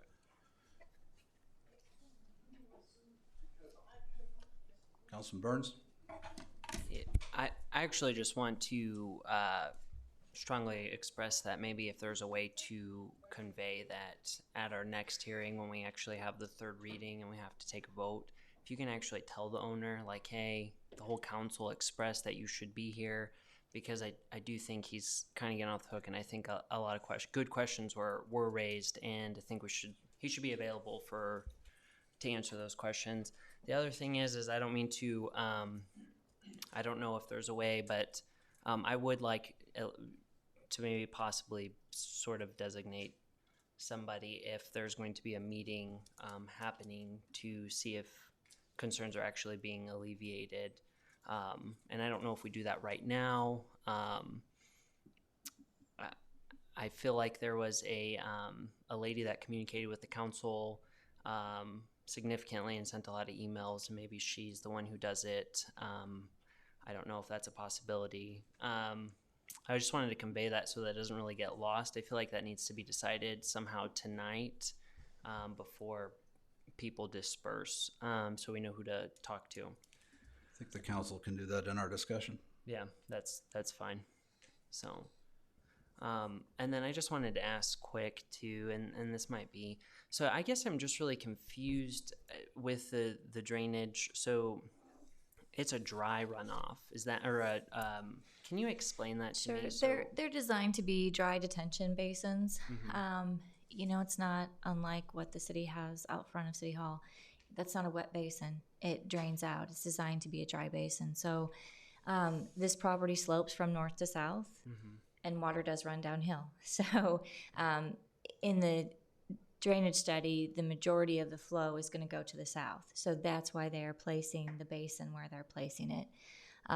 Again, the city is part of the overall watershed partnership, and so the developer is required to meet certain minimum requirements on site as far as that runoff and detention. So basically, the developer can't come in and make things worse than they are. Again, if you live downhill of the development, could you potentially get water? Absolutely, you're getting water now. But the developer can't come in and worsen that condition. And the buildings that were on this property were built in 1900. So yeah, no, there was nothing done in the way of detention. We didn't start doing that probably till 06, 07, that time frame. So anything older than that doesn't have those SWIP requirements. However, a developer that comes in today, yes, they have to meet those requirements. And, that's one of the things that our engineers diligently look at. And in this case, contracted out with a third party just to make sure that everybody was in agreement about what was proposed for the property. Okay. So, thank you, Tammy. Yep. Councilman Preister. Thank you, Mayor. I'll go back and forth with a few questions, but let me start by saying this seems to be an exceptionally big footprint in a small area with ingress and egress being very tight. As I drive through the area, Madison, all of the streets have parking on one side, and so the streets are even more constricted. And I can only imagine driving those during icy or even heavy rain kinds of conditions without seeing problems. How are you going to get that volume of people in and out in the conditions we heard from the neighbors without some problems? I don't have a good answer for you. I guess I would say, Councilman Preister, it's not unlike any other neighborhood. Again, this is development, so it's existing conditions that they're working with. Fire code only requires one entrance with this number of units. They're not required to have two entrances. And again, it'll be up to, it's a public street in front of this development. So, that will be maintained by the city. And, in the wintertime with winter conditions, that will be on the city to keep those streets as clean as possible. Well, and I appreciate that. I believe you mentioned 182,000 square feet on the total property. Can you tell me how much of that will now be asphalt or building, or what percentage will be left as grass or any other than a roof or a parking lot? So impervious coverage, the zoning ordinance allows 90% max. So 90% can be covered? Correct, and the site plan is showing 60% covered by 60, did you say? 60%, yes. Sorry, I'm trying to hear. Okay. And either of you, when I look at the map on the left-hand side, which would abut the downhill or Madison Street, all of those trees that currently create a pretty good buffer for sound and lights and things. Can you tell me what's going to happen with all of those trees and that vegetation in that area? Most of the trees today are on the residential or on the neighbors' properties, and so those won't be touched. The trees that are on our property will be removed during construction, and then there's a 30-foot buffer yard between the edge of the buildings and the western property line, and so there will be a new row of trees, a double row of trees that are staggered between those buildings and the western property line, in addition to the trees that are currently on their properties. And is there any requirement that those trees remain? Because they can be planted, but that doesn't mean they're going to be watered, taken care of, and will survive. And I don't So, Mr. Preister, At the time that we do final inspection, the developer is required to sign off on a landscape maintenance agreement that says if anything dies, they will replace it. So if it is shown on the site plan, it'll have to be maintained and it'll have to be replaced over time. Okay, thank you both. The stormwater was, I think, one of the biggest things, and removing the trees. You said all of the trees that are on the site property will be removed? Most of them. I wouldn't say all of them, but let's The say majority. 95% of them. Okay. And then another one of the issues was the height of the buildings. You said they were all 4 stories with a 5th basement parking area beneath them. So as I'm thinking about living in that neighborhood, and from what some of the people said, that's pretty high elevation looking down into the whole neighborhood. There isn't going to be a tree high enough, a fence high enough, or any way to have any privacy for quite some distance. Would you agree? Yes, I would agree. Has the developer looked at other options than that kind of height in that area? I would have to ask the developer that question. Okay. While we're there, I would just like to echo what Council President Cook said and other council members, that I would really have liked for the developer to be here tonight to answer these questions, because you're not able to answer some of them, and our staff has filled in admirably with you to try to answer them. But the developer, whoever is doing this, really needs to be here, and I want to underscore that from my perspective as well. And I would also like to know what actually takes place, because I would like to have the neighborhood meeting and the meeting with the neighbors to constructively come up with some resolution and informing of things. And I'm hopeful that all that can be done, but if it's not, this has the potential to be laid over and not voted on at the next meeting. I understand. So I'm underscoring that I'd like to see the neighbors' concern taken into account in an actual face-to-face, not just send things that some people are saying can't even be read. Okay. I'll make sure the developer's aware. Okay. Councilman Preister, for reference, the landscape plan shows 160 trees and 339 shrubs. So that's what they would be responsible for planting on the property. Okay. But given the height elevation, those trees... Right, you're not going to get a tree that covers the building height. But I just, since you were talking about trees being removed, I just wanted you to be aware of what was on the landscape and plan. the numbers that would replace them. I appreciate that, Ms. Paul. Thank you. I will conclude for now. Thank you. Thank you. Councilman Cook? Thank you, Mayor. I know there was talk about sewer, and I know that we want things to run downhill. Mm-hmm. So if I'm catching this right, on the south end of that property, you're saying we're gonna run the sewer Yes. in between 2 homes? Yes. Is that standard? Private easement has been obtained for that purpose. And what I think someone said, take it to 19th and Wayne. Now, maybe that's only halfway up the hill, but is there a reason for not going to 19th and Wayne? That is, we did look at that option. There is an existing sanitary sewer on the east side of 19th Street that we considered, but the elevation of the sewer is above the elevation of the basement of the southernmost building. And so no matter what we would do, that building would still have to be served to the south between those homes. We also looked at running sewer to the intersection of 19th and Wayne Street, where there is a manhole. In order to do that, though, we would have to lay sewer against the natural grade of the land.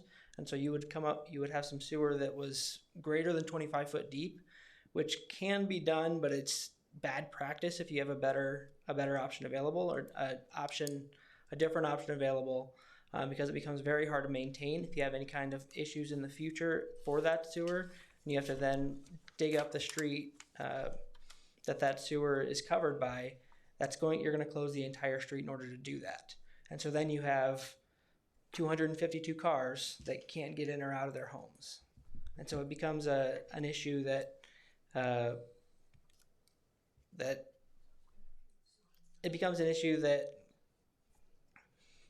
is very difficult to maintain if there's any kind of problems. Another thing that we talked about, again, 4 stories with a garage underneath that. I mean, for me to pull in my garage, what's going to be exposed is 5 stories. Yes. So, on the west face, yes. Okay. So, and I mean, it can't be one side only, can it? I mean, are you going to have a real deep? You're going to have a 2-3 car deep garage. The eastern 2/3 approximately of the south buildings are enclosed garage. So the building is open air in the garage in the lowermost level on the west end of those buildings. So you drive under the building to access the other garages and other parking on site on the west side of the site. So the garages themselves under each of those buildings contain anywhere from 11 to 20 stalls on the basement elevation of those buildings. Well, I guess what I'm trying to get to is if you're on the back side or however you're pulling in, you're going to see 5 stories. Yes. And then, I don't know if it's a flat roof or if it's a pitch roof. Well, what type of roof is going to be on them? Flat roof with internal storm drains. Okay. I think we're going to run into a little problem. I think Mr. Preister was getting to that, is that it'd be great if someone today, I know we've heard from a Claudia and a Karen and some other people. I don't know if anybody would want to reach out to Andrew and maybe provide a name so that there could be a meeting. I think I would, but a few of us would probably I can't commit myself because I don't know what it's going to be, and I got a wedding coming up, not for me, but a family member. But so I'm not saying I could make a meeting, but I would like to, if you could put together a meeting and maybe some council members could show up. But I may also want to meet with the owner. And I don't know, you talked about an architect and you as an engineer, I don't know if it'd be appropriate for you to be there, but if I can't make a neighborhood meeting or whatever, I would maybe like to still meet somewhere, maybe again at that site to talk to them. Maybe they could have a meeting with the neighborhood and then with a couple of council members. And if other council members were interested, we could maybe an hour later meet, because we can't all meet together. So we'd almost would need 2 meetings if everybody was interested, but I would be interested, definitely trying to meet. I want to meet the owner and I want to ask him questions. Okay. Okay, thank you. Any other questions? I got a couple things I want to say, and first I want to address the statement that was made earlier regarding the conflict of interest. I'm going to answer that. I do not know of any conflict of interest I have on this particular zoning change. I'm going to tell you, I own multiple properties around town. I have family that lives in town. We've been here since 1888. I am very careful to try to research anything that I might have a conflict on. I seek legal advice on it. Sometimes, legal advice is, legal advice, but I would never intentionally do anything to take advantage of this public. I love this city, and everything I do for this city is for Bellevue. So I just want to get that out there. So, Tammy, on I guess the water drainage is the biggest issue that I heard tonight. Obviously, we have better rules regarding drainage than we did back when the college apartments were built. There were no rules at that time. Are you comfortable that this drainage is going to resolve some of the past problems? I'm not an engineer. Mr. Goda can weigh in, but yes, our public works staff, JEO, have all conveyed that they are comfortable with the plan. If they were not comfortable with the plan, then there would not be a recommendation of approval from the planning department, and it probably would not be in front of you folks for public hearing. Okay, and from what I understand, the current zoning allows 219 units, Correct. and they are 168 Correct. in this plan. Yes. There is no zoning height. There is no height restriction No. in the zoning. So if there was 219, it might be a 7-story building. I mean, they could, right? So I guess for the council, if we're gonna question the zoning, that's a whole other deal we have to bring up. We have to change the zoning, so that'll save us a lot of issues. If you don't want 7-story buildings in Bellevue, then we need to change that elsewhere. But just a couple comments I want to make. Okay, any other questions, comments? Okay, public hearing's closed. So third reading will be October 3rd, 2023 at 6 p.m. here at the council chambers. Item 12D, approve and authorize the mayor to sign the agreement with All Purpose Construction for the Streets North Shop Odorant Building renovation, Phase 2, in an amount not to exceed $413,000 plus a 10% contingency of $41,300 for a total project cost of $454,740. Do I have a motion? Mayor Hike, you skipped item 14A. Whoops. Which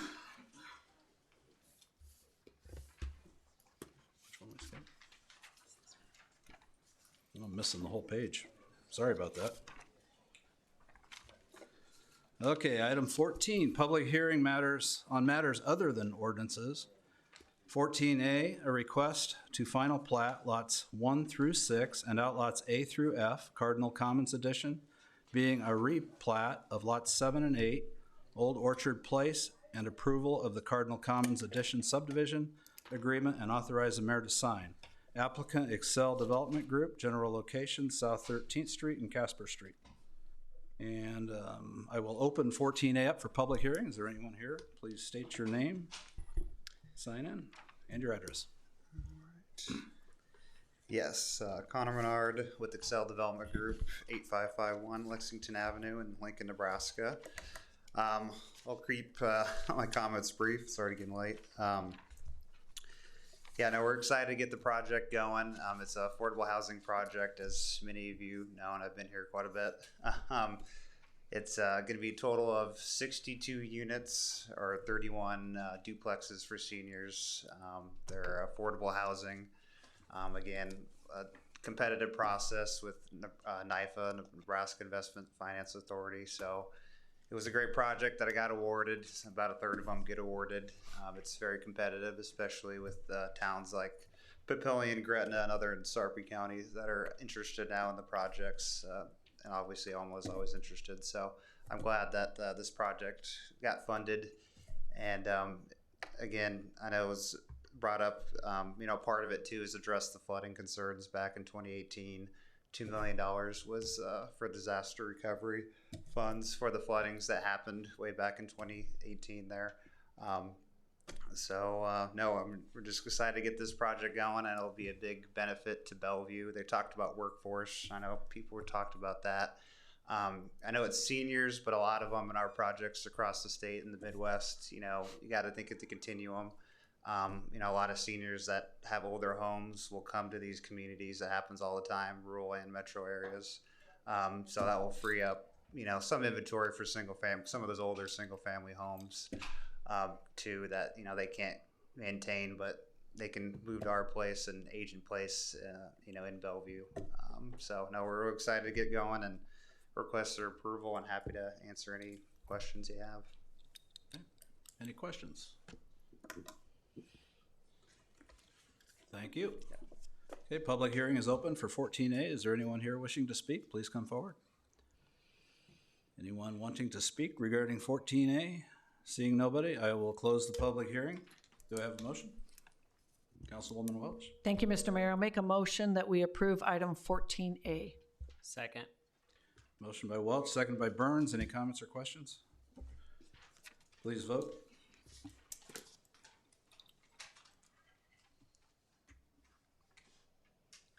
All voting yes, motion carries. Thank you. Item 15 is resolutions. 15A, resolution number 2023-28, request to approve park expenditure for sanitary improvement district number 334, Falcon Point for a basketball court, pickleball court, along with connecting trail in an amount not to exceed $160,980. Do I have a motion? Councilman Cook. Thank you, Mayor. I'll make a motion we approve resolution 2023-28. I'll second that, and I have a question. Motion by Cook, seconded by Welch. Councilwoman Welch. With regards to this, because we've had, and I wanted to ask Ms. Palm, but I'll ask Mr. Risto, the request for the park expenditure, that money is not coming from the city, correct? No, that's part of the SED, but they still have to have our approval to Correct. spend that. So it's the money's coming from the SED, but because they could be in our annexation at some point, we have a lot of input as to what happens with regards to this park. Yes. Perfect. Thank you. Thank you.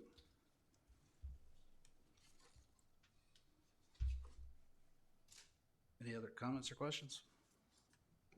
Please vote.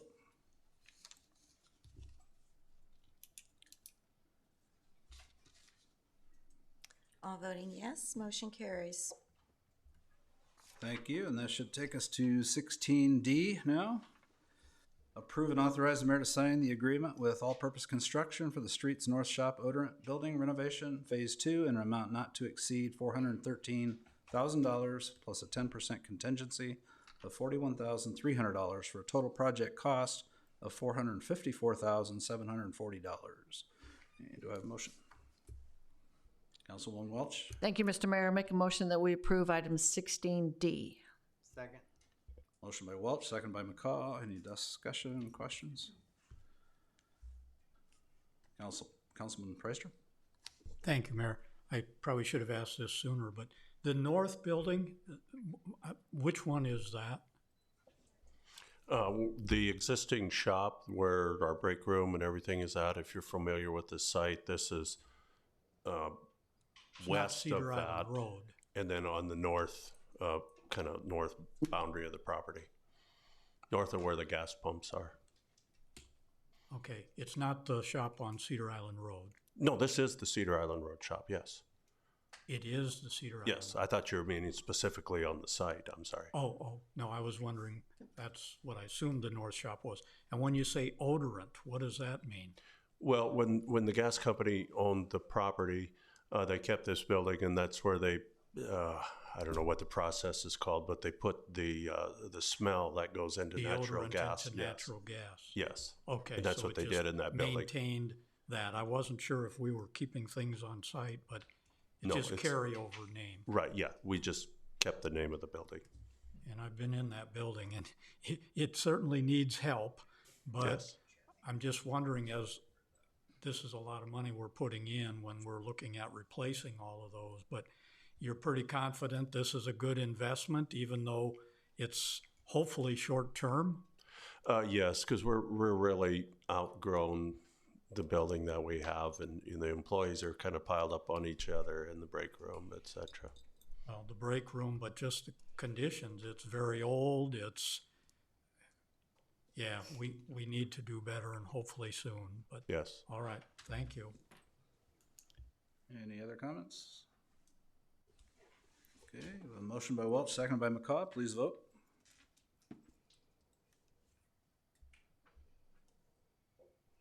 All voting yes, motion carries.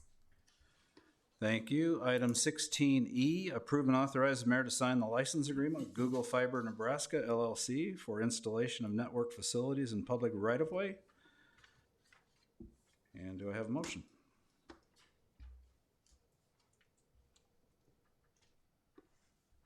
I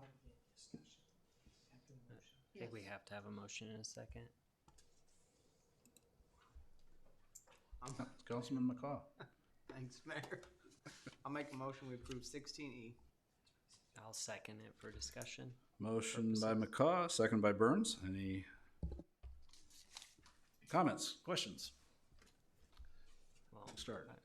Thank you, Mayor. I don't know if there's a representative here or representatives, if they would come up. And thank you for being so patient. That's all right. You're very busy. I appreciate that. You know, we're going through Fastwire and Alloy, and it's been a interesting, I don't know, 6, 8, 9 months. I guess what I'm asking is explain what you're trying to do here. How is it going to be put in?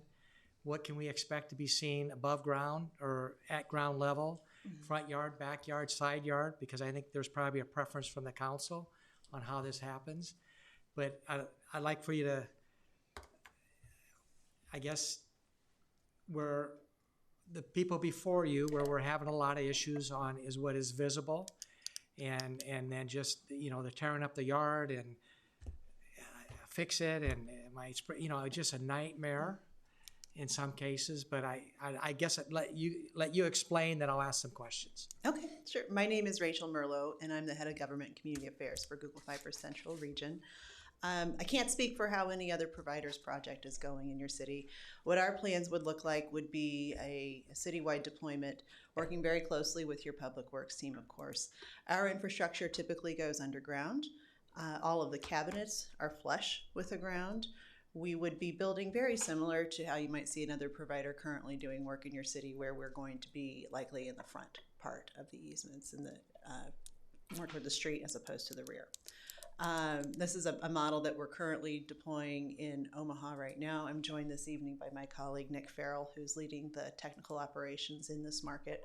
And what it looks like from a resident perspective, we would communicate via door tag in advance of construction happening, saying Google Fiber crews will be coming to your neighborhood. They will be doing work in the right-of-way, and there will be phone numbers shared with them to contact for any construction escalations or questions they might have, whether it's I want more information exactly, or I'm not satisfied with how restoration was completed. We would like all of those escalations to come to our team so that we can open tickets and track them and resolve them as quickly as possible. For this city, we believe that we would be able to start construction later this year, and first customer serve would happen at some point in late spring 2024. Okay. So you're saying everything we would see in a yard would be flush to the ground? Correct. We don't have any above ground vaults that we'd be using in this community. I guess I would ask a question maybe to our city administrator. I would assume I don't know if we would want to have discussion about it or not, but front yard versus backyard. Can we dictate where we want that to be? Not really. You've got some areas of town, the backyard would be very complex. You know, back 20 years ago, let's say 30 years ago, when cables strung on an electrical wire or on a pole, that was traditionally in the backyard. But then if you get into the backyard if you're doing directional boring or planting it out, you could get into removing fences, a lot of shrubs. Jerry, you came out of the power world. There's a lot of other utilities that they have a potential strike interaction with in the backyard. So they're not any more easier to go in a backyard. In some cases, probably even more disruptive for the citizen where the backyard isn't. And since they're not doing the towers and the flush, it'll be less seen. So I apologize. I was under the impression that our build was going to look just like Omaha's, and what I described to you was the Omaha build. Thankfully, Nick is here, and he has just informed me that we are in fact planning rear easement deployment here in Omaha or in Bellevue. So if you want to speak a little bit more on, I apologize for that. Hello, Nick Farrell, Google Fiber. So in Bellevue, the plan is rear easement. We're currently working on a deal with OPPD for easement and pole race. So there may be some aerial areas where underground is just too congested for us to go. And something a little different from Omaha, there will be upright pedestals too. And I believe that decision came with just the amount of snow that we have the potential to get here in Nebraska. And finding those vaults under a foot of snow isn't exactly an easy task. So we're trialing that to see how that looks for us here. But happy to answer any other technical questions you have. So for your backyard, when you say that you're going to use the OPPD, in some of the newer neighborhoods, those are underground. So you're working those in the same process, or? The majority of our build will be underground. In some instances where there's just, if there's a gas main or something that we just can't get around with a directional drill, we'll look at using an aerial option. But for the most part, we'll be underground. Okay. So you're saying there will be pedestals. Yes, sir. How frequent will we see a pedestal? I guess I got a cluster of mess in my backyard from, I think, probably 3 utilities. And a pedestal, I would prefer ground level. I think we can still find things in winter. There's a lot of things underground that we find in the winter. I think you guys have the technology of probably looking at some type of schematic to know exactly where something is in someone's yard. I think it's a lot easier for mowing, and kids can still run and play, and we're not pulling and chugging on it. But so if there's a pedestal in my backyard, is everybody going to get a pedestal? Not necessarily. Typically, we would have one for almost probably every 2 houses. And where would they most likely be in the backyards? Like between 2 homes? Yeah, on the property line, typically near wherever your transformer or other utility pedestal would be. So you would make an attempt to get it close to a cluster of other boxes in the same yard. That's correct. Tucked as good to the property line or a fence line and not 5 foot in or in the middle of a backyard? That would be ideal for us too. So that way, when we're the one that gets the phone calls. Right. So I'm asking, will it be put in places where if I got a cluster, you're going to put it within a couple feet of that cluster so it can just be added to that, and not interrupt maybe where my shed would want to be, or interrupt where I got a place area for my kids.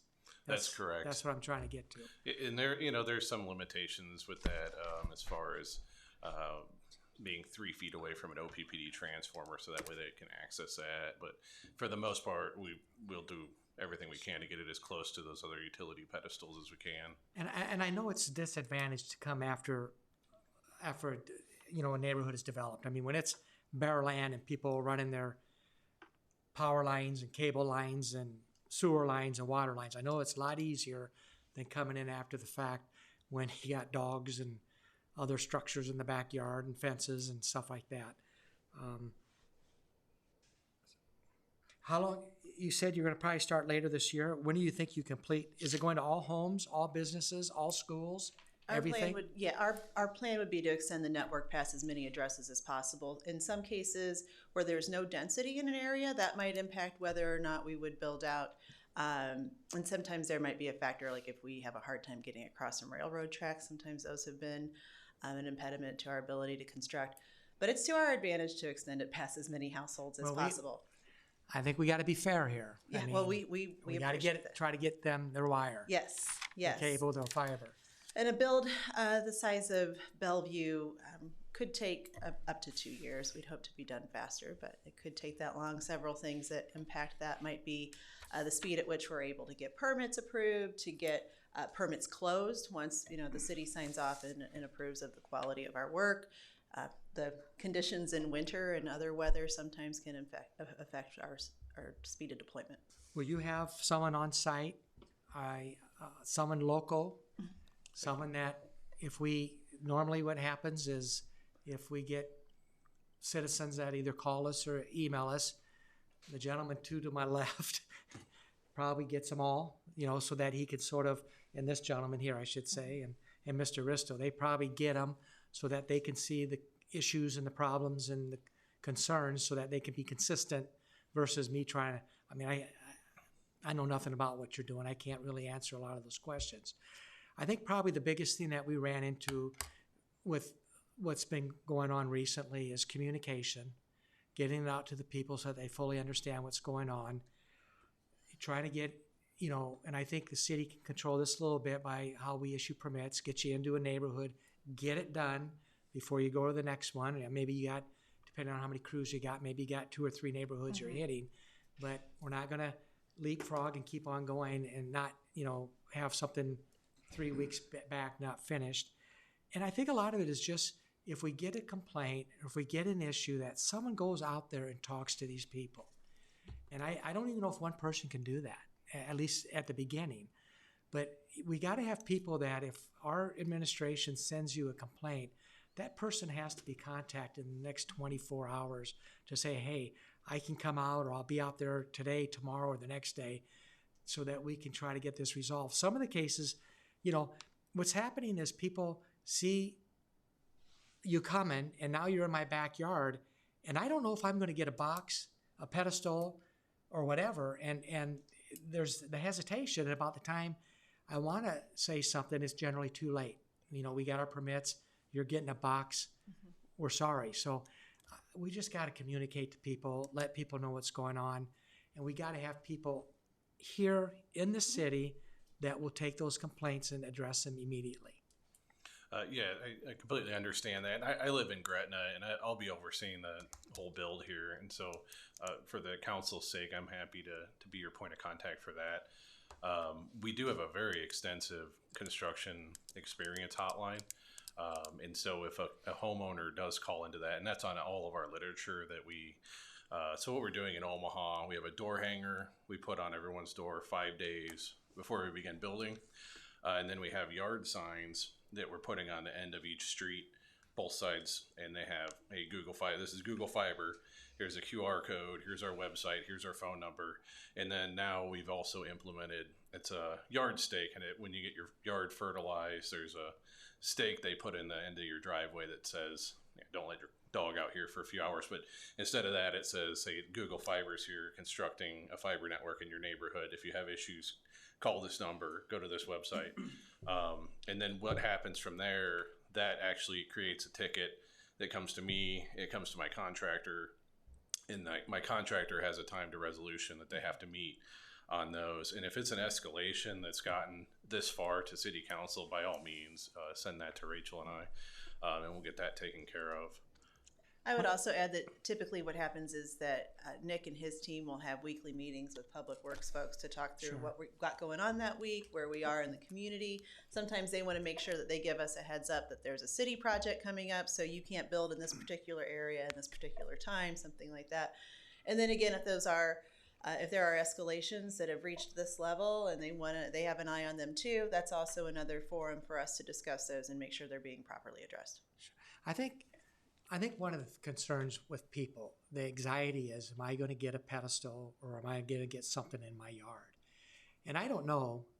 I'm sure it could be done, but how hard would it be done because I think what you do is I think what we were told one time was that they look at an aerial view and they decide where maybe we ought to be putting things. And then they probably drive it because we want to really understand the terrain and how everything is.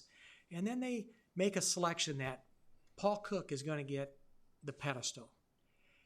Can I be notified before you actually dig into the yard to say, you know what, could you put that pedestal, where do you think the pedestal should be? Well, we'd like to put it here. Well, could we put it, and I don't mean put it in the next door neighbors, my next neighbors, but I mean, can they pick, do I get a pedestal or a ground level? Or can you move it in there? Can you move it 5 feet over? So, I mean, I don't mean move it across the yard, move it to the backyard, move it to my neighbor's yard. I'm just saying, I think the hesitation is, I don't care if you dig up my yard and then you bury it and I have nothing in my yard. There's nothing in my yard. I don't care. My neighbor has it. And he may not be happy. So I guess, is there any way that we can communicate to the people that are in the plans to get the pedestal or the ground level and say, listen, you're going to get it. We have the right to do it. We got right away. We got easement, whatever the terminology is. We're going to put it here, and it's going to be a pedestal, or it's going to be a ground level. I think I don't know when you said pedestal. I don't know if that's that means, going to be above ground. Yeah, but I don't know if that's blanketed. That's got to be a pedestal. But I think just by communicating with those people, I think it could go a lot smoother. What do you think? Typically, no. We don't seek resident input Okay. on where the pedestals are located, or to say that it's going to go between your home and not between your homes. All right. So those things are designed. It has happened on occasion that somebody comes out and does say, move it a few inches, or sometimes if we don't know, for instance, where an irrigation system might be underground, so they've got a sprinkler system. That's helpful when a resident comes and tells us, actually, this is where I know that there's a sprinkler line. But typically, no, that's not part of the process to consult with the resident on that. It's going to be backyards, pedestal. And a pedestal will, I don't remember what you said, how many yards or how many Approximately every other house. Right? Yeah, every other house. All right, thank you.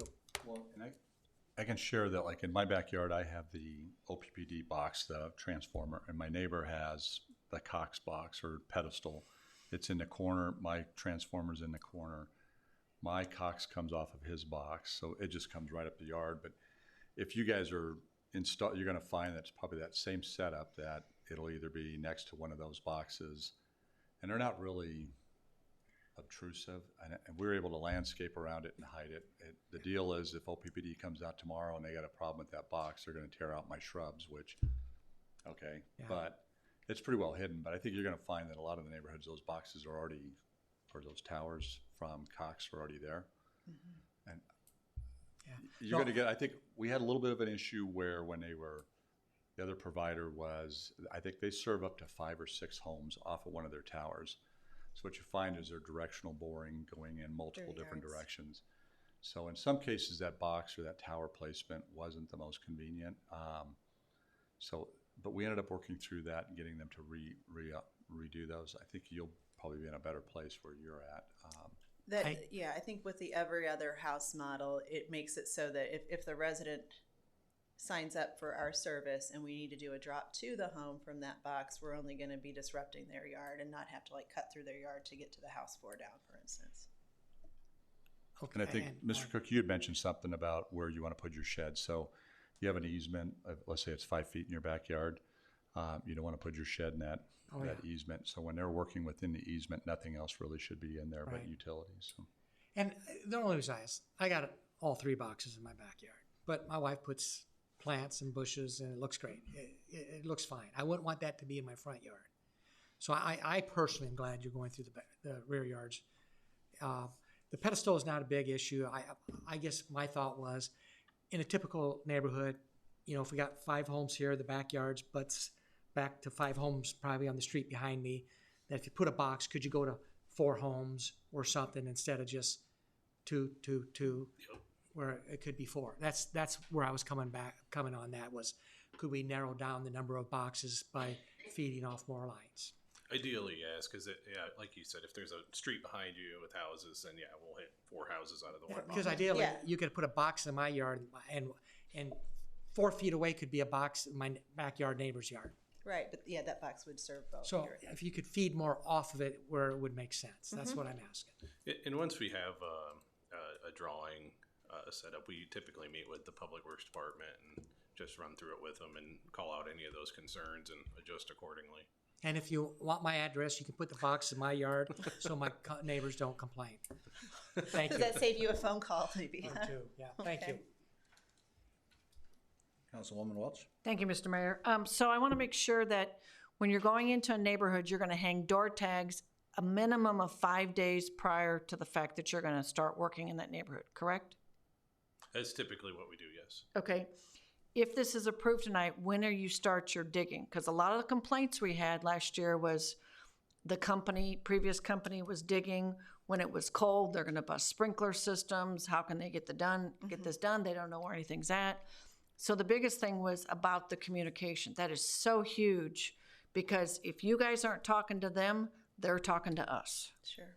So our plan would be to start construction later this year. And yes, we would do that notification of residents prior to work starting. We do work in the cold months, and sometimes sprinkler lines get hit and people don't discover it until the springtime, and we are used to having to send folks out and make those repairs once the time comes. So are you doing every house in the backyard, or some houses in the backyard, some houses in the front yard? It's going to be primarily in the back. I think it's just going to depend on landscape, and there could be some situations where we need to... Because I have no boxes in my house. I don't want any boxes. Are You can put them in Paul's yard, but I don't want any boxes in mine, so. Yeah, typically we'll more than likely follow OPPD and just kind of go whatever route they went because they've been there and went through it and got their facilities in place. So that's typically the routes we're going to try and follow. Okay. But I can't guarantee everything will be rear easement. There may be some situations where we have to go in the front. And then if another company had put in domes, are those the ones that are flat? Do I have the right terminology? Like a vault maybe? Or The ones that are flush to the Flush ground. to the ground. Those are vaults. Vaults or hand Vaults, bowls okay. or- If the other company put in vault, does that mean you guys will put in vaults, or does that mean you're gonna put boxes in, or, I mean, Right now, the plan is all upright pedestals. how tall are those? Oh, I honestly haven't seen what we're using yet, but once we get that drawing, we'll have that in our typicals for everyone to review. What are you using in Omaha? Right now in Omaha, we're front easement and we're just using flush mount vaults. So is there an opportunity you could use that versus the height of the boxes? If you did some that were in front yards versus backyards? Front yard, probably yes. Backyard, the vaults are not ideal, just for several reasons, and access being one of the bigger ones. But So it's not gonna be one size fits all. It's gonna be dependent upon the neighborhood locations where some things are at. Cause I would be willing to say that if we have some of them that have the vaults, they're gonna want the vaults. And if you have boxes, like Mr. Cook has talked about, put boxes in his yard, put vaults in my yard. So, okay. Thank you for the clarification. Any other questions? Yes. Councilman McCaw, Thank you're welcome. you. I just want to, Nick, I want to clarify. I worked at OPPD, and if you're following OPPD, right, basically, I don't want anybody to leave out of this room and think everything's going in the backyard, because everything OPPD has is not in the backyard. Correct. So my guess is what you're going to do is go where the existing utilities are, for the most part, and in the event that you can't any longer, then you'll end up in the front yard, or vice versa. I would say that's a fair statement, yes. How many cities is Google in with fiber right now? Markets across the country, there would probably be around 20 or so. In this market, this would be the third. We've got construction underway in Omaha. We will start later this year in Council Bluffs, and then Bellevue would be the third. But only 20 cities around the country so far? Roughly, yeah. Oh, so we're on the front edge. We've been serving customers since 2012. We started the business in Kansas City. That's where I'm based. And yeah, we're growing. Okay, and then total connections in Bellevue, do you have that estimate in the thousands? And 34,000 is what we estimated. For number of households. We'd love to get 100% sign up. And that's just single family homes. So there's also MDU or multi-dwelling and business units as well. Okay. I think it's important to distinguish too, if you're not familiar with Google Fiber, we're an internet service provider with internet only. So we're not like internet plus cable television as some folks might be used to. Google Fiber is strictly internet services. Our most well-known product, we started as a gigabit internet service provider, priced at $70 a month, and 11 years later, the price is still $70 a month. Now we offer 2 gig, 5 gig, 8 gig. We're piloting 20 gig. So we're really pleased to see how the web has been advanced. Councilman Preister? Thank you, Mayor. Thank you for being here and fielding the questions. Of course. You may have heard, but we have had other providers, and we have had issues, pedestals being one of the main issues. There were times when I was getting at least one call a day, and it's not that we mind getting the calls, but it takes up a lot of staff time, and it takes up other people's time on the staff. One of the issues was having a direct line or somebody to contact for the public. So you're saying that both of your names or numbers or somebody's is going to be on a sign out in the public where they can see it? No, and on a flyer or whatever they get at their house? the number that will be on the sign is an 877 number that goes to our call center, which allows our folks to open a ticket, send it to Nick, send it to the proper contractors on the ground who can follow up with the resolution with the resident. Our phone numbers will be shared with Dave and Jim, and make sure that they can find us, or certainly your council, you're welcome to call us, but no, our personal phone numbers will not be on the marketing materials that are being sent out to the city. So people may just get a recording, they may not. No, and actually our customer service is one of the most highly ranked among ISPs across the country. That's something that Google Fiber is very proud of. It is a live person who answers the phone, generally pretty quickly. And they open those tickets, and that's what we want. We want them to call us. That way we can properly track it and hold our vendors accountable to making sure that those situations are remedied. And I like the sound of that, but I like the sound of what I heard from the other providers before the fact and when we were here to vote on the contract. You mentioned providers. Are you going to be subcontracting, which was a problem last time? We had subcontractors doing the work. Some were very responsive, some did a great job, but we had some that did a terrible job. Are you also subcontracting? We're currently finalizing an agreement with a contractor who will do work for Google Fiber. They're based here in Nebraska, and they already have crews present in this area. So one group, not multiple independent contractors? So typically, the larger construction company will sub some of that work out. But one of the things that's different, I worked for another communications company in the area here for about 20 years. And the thing I noticed when I came to Google Fiber in March was the amount of oversight that we have on these builds. So say we do have a problem contractor, we actually have a third party that follows that contractor around and inspects their work and sends me photos of every vault they've installed, every pedestal they've installed, and to make sure that it's up to our spec. And if it's not and they don't fix it, we don't pay them until it's fixed. So there's a pretty high level of accountability at Google Fiber that I think maybe some other providers may not have. I would hope so.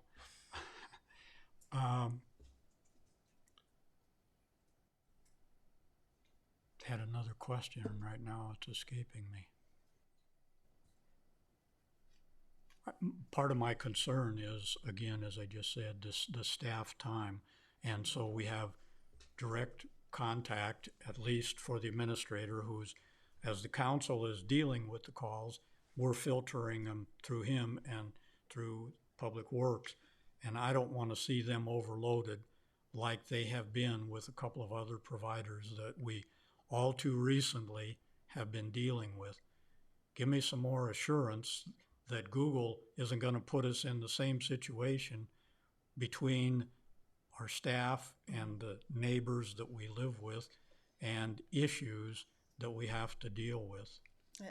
We certainly, again, can't speak for how other providers manage their projects, but we talked communication earlier, and that's something that we've done pretty well, is to make sure the residents know who's on your property, what we're doing, what they can expect to see. Here are the phone numbers to call. We understand, though, that some people want to vent to City Hall, and they're going to do it. That's why we want to be able to make sure we're meeting regularly to have these conversations to lighten that load. I don't know if Dave or others want to speak to how the city also has a partner who helps manage projects like ours to make sure that hopefully they're not overtaxed by what we're going to be doing here in Bellevue. Councilman Burns? I feel really split right now. So because I just think from another provider that's already come in, it's been a very bad experience.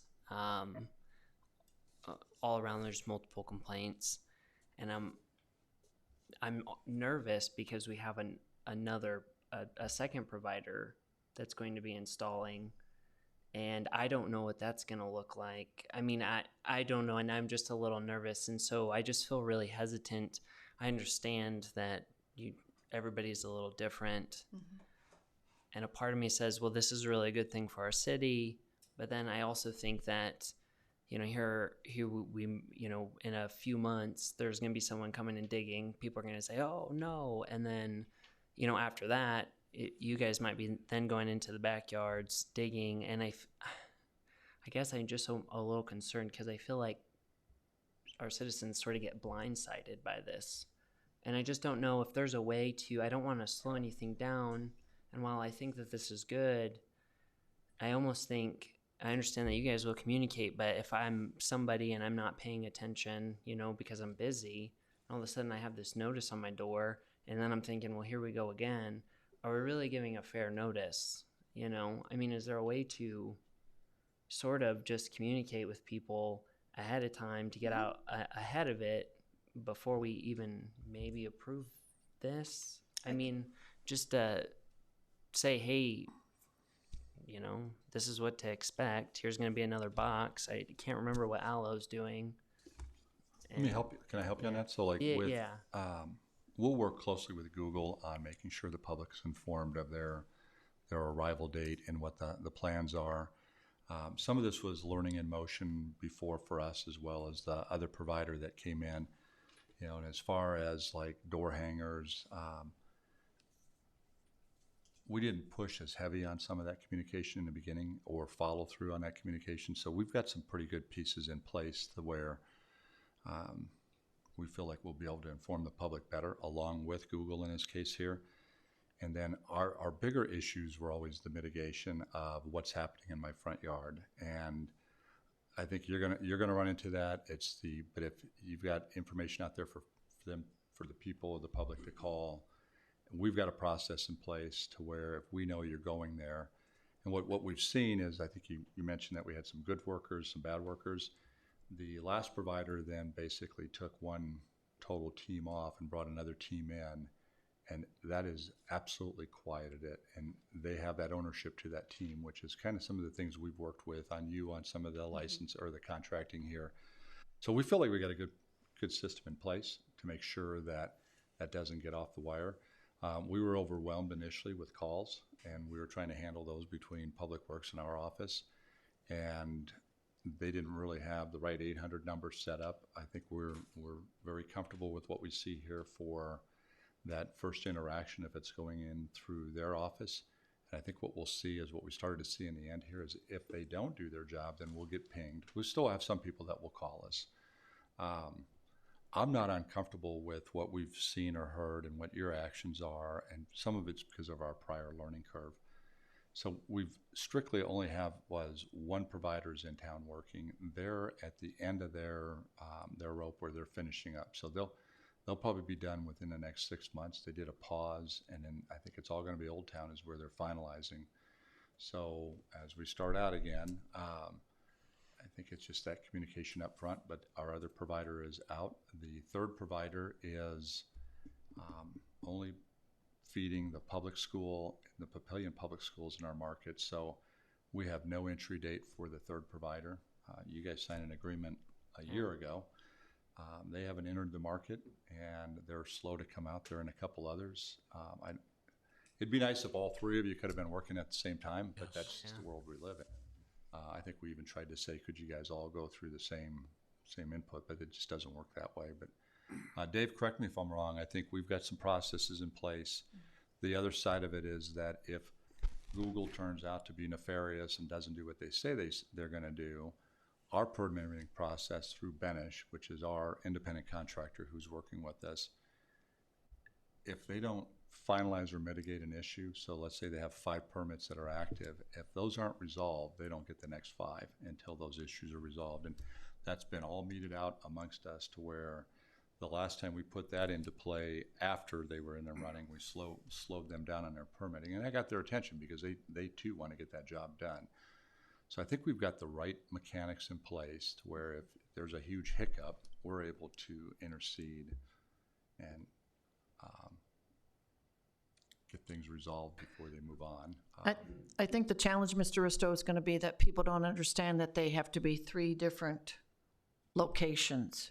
Because and you had somebody that came in that didn't do a very good job of communication and doing things right, and now another company's going to come through, and that's the complaints we're going to get of, geez, we just went through this. We got to go through this again. And it's a different location because when I got the complaints, I said, yeah, get ready because there's 2 more that are be coming through. And it's like, oh, geez.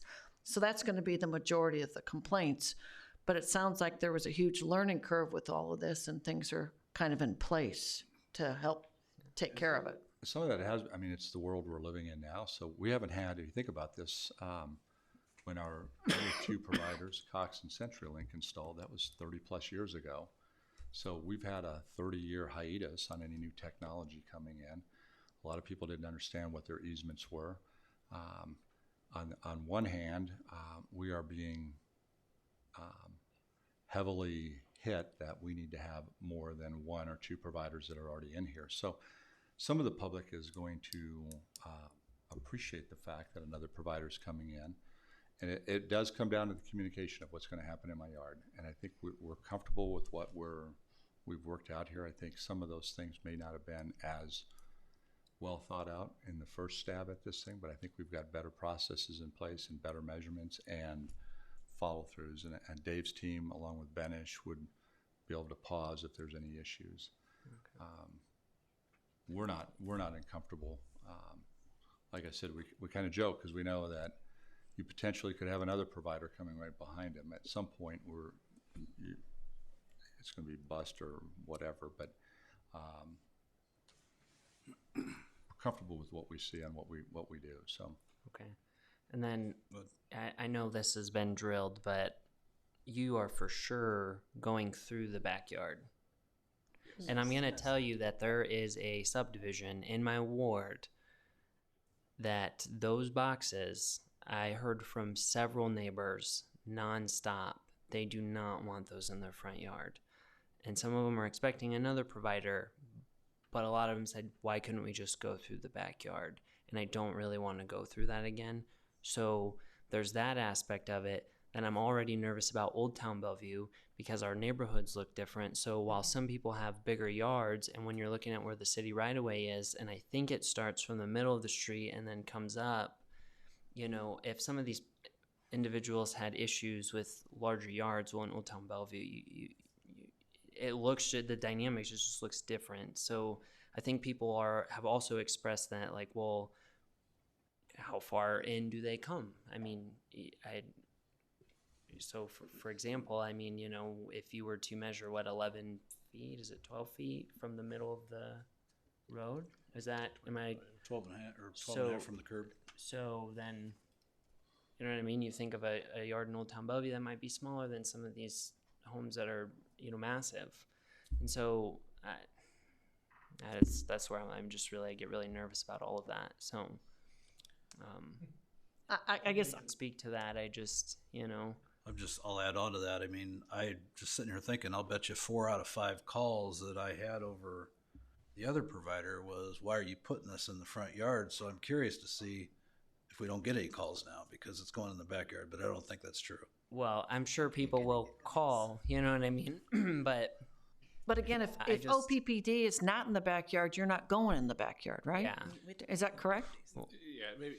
Typically not. If the other providers in OPPD are front easement or front right away, then so there's no guarantee it'll be in the backyard. Yeah. There has to be the OPPD easement in the backyard to be able to get the backyard.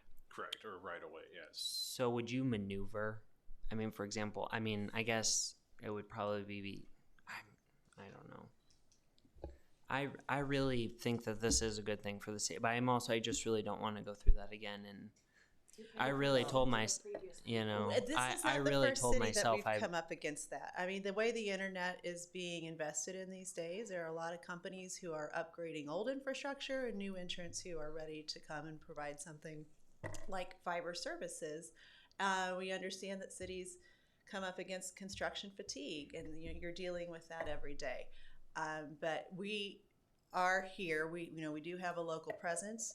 We've felt very good about the way we communicate. We had a nice conversation this week already with your city communication staff who came to us in partnership to say that they would help us through other channels, that maybe folks are going to pay more attention to the city's Facebook page or other things as opposed to a piece of literature from Google Fiber. So we're going to be active in the city. and we want to be able to reach folks in the way that would make your lives easier, and certainly direct their attention to us for when things aren't going as expected.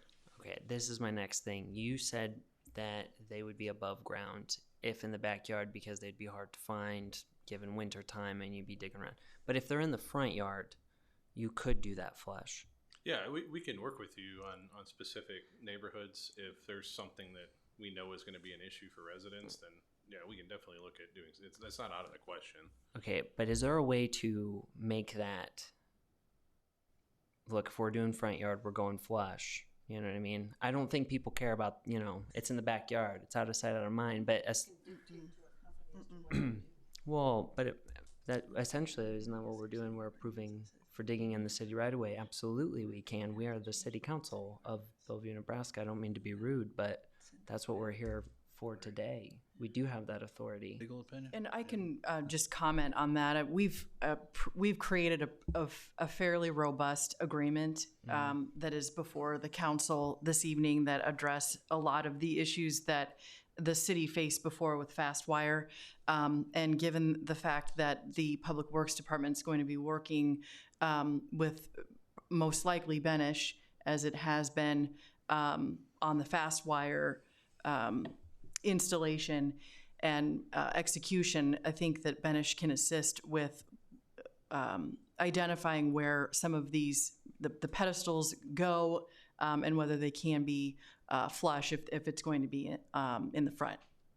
So I just really don't want to end up in a situation where I'm told like, hey, we can't do this. And then I just want some real assurances that, this was more than a discussion, that somehow we're involved in this, because I really don't want to go through that again. And I do think even if we do this, it's still going to be sprung on people. And it's like, well, the council's made a decision without us. So that's what I'm nervous about. I just know the complaints that I got. Utilities guru has to say here. Yeah, I guess I am looking at Jerry. If I understand the neighborhood you're discussing, you're concerned with. Yeah. I would be very, very, very 99.9% comfortable that they're going to go in the back. They're not going to be in the front. They'll be in the back in that neighborhood. Okay. But they'll be there with a pedestal, because the pedestal will match the pedestal that's already there for OPPD, that's already there for cable television, that's already there for telephone. Okay. But then what does it look like? I shouldn't speak for you, but I'm very comfortable that I can vision that that's what it's going to look like, and they'll go in that neighborhood. They'll go there. So, okay, now, but what would it look like for Old Town Bellevue, do you think? That I don't know, because that's overhead. You have to climb a pole when I was there then. So if it is overhead, then how would you approach that? There's a pretty extensive permitting process through OPPD to make sure that we're in compliance and not going to bring the whole power grid down in an ice storm. But right. Still, we still door tag and do all that. That's a little less intrusive, I would think. We still have to access all the backyards to put the wire up, but we're not putting anything on the ground. But similar to how like Cox Communications or CenturyLink would run a drop from the pole to the house, we would do pretty much the same thing there. So you would be overhead in an overhead area. If permitting lets us, yes. Some of those pole lines are getting pretty crowded, so there's a chance we may not be able to make the pole load calcs and all that. So, well then, and I know I just don't sound happy with anything, because then we do run into an issue if we do hit a major storm. Would that mean that for whatever reason, people in Old Town Bellevue would be sort of lost without service for a while? Is that our practice for aerial construction? We won't run. There's a certain amount of customers we'll allow to be on an aerial run. So that means that our main arterial fiber will not be aerial. It's going to be underground to limit if there is an ice storm or a tree falls and takes out a pole, whatever the case may be, that we limit those outage pockets to a lot smaller than we would if our major arterial cable was on those lines. Okay.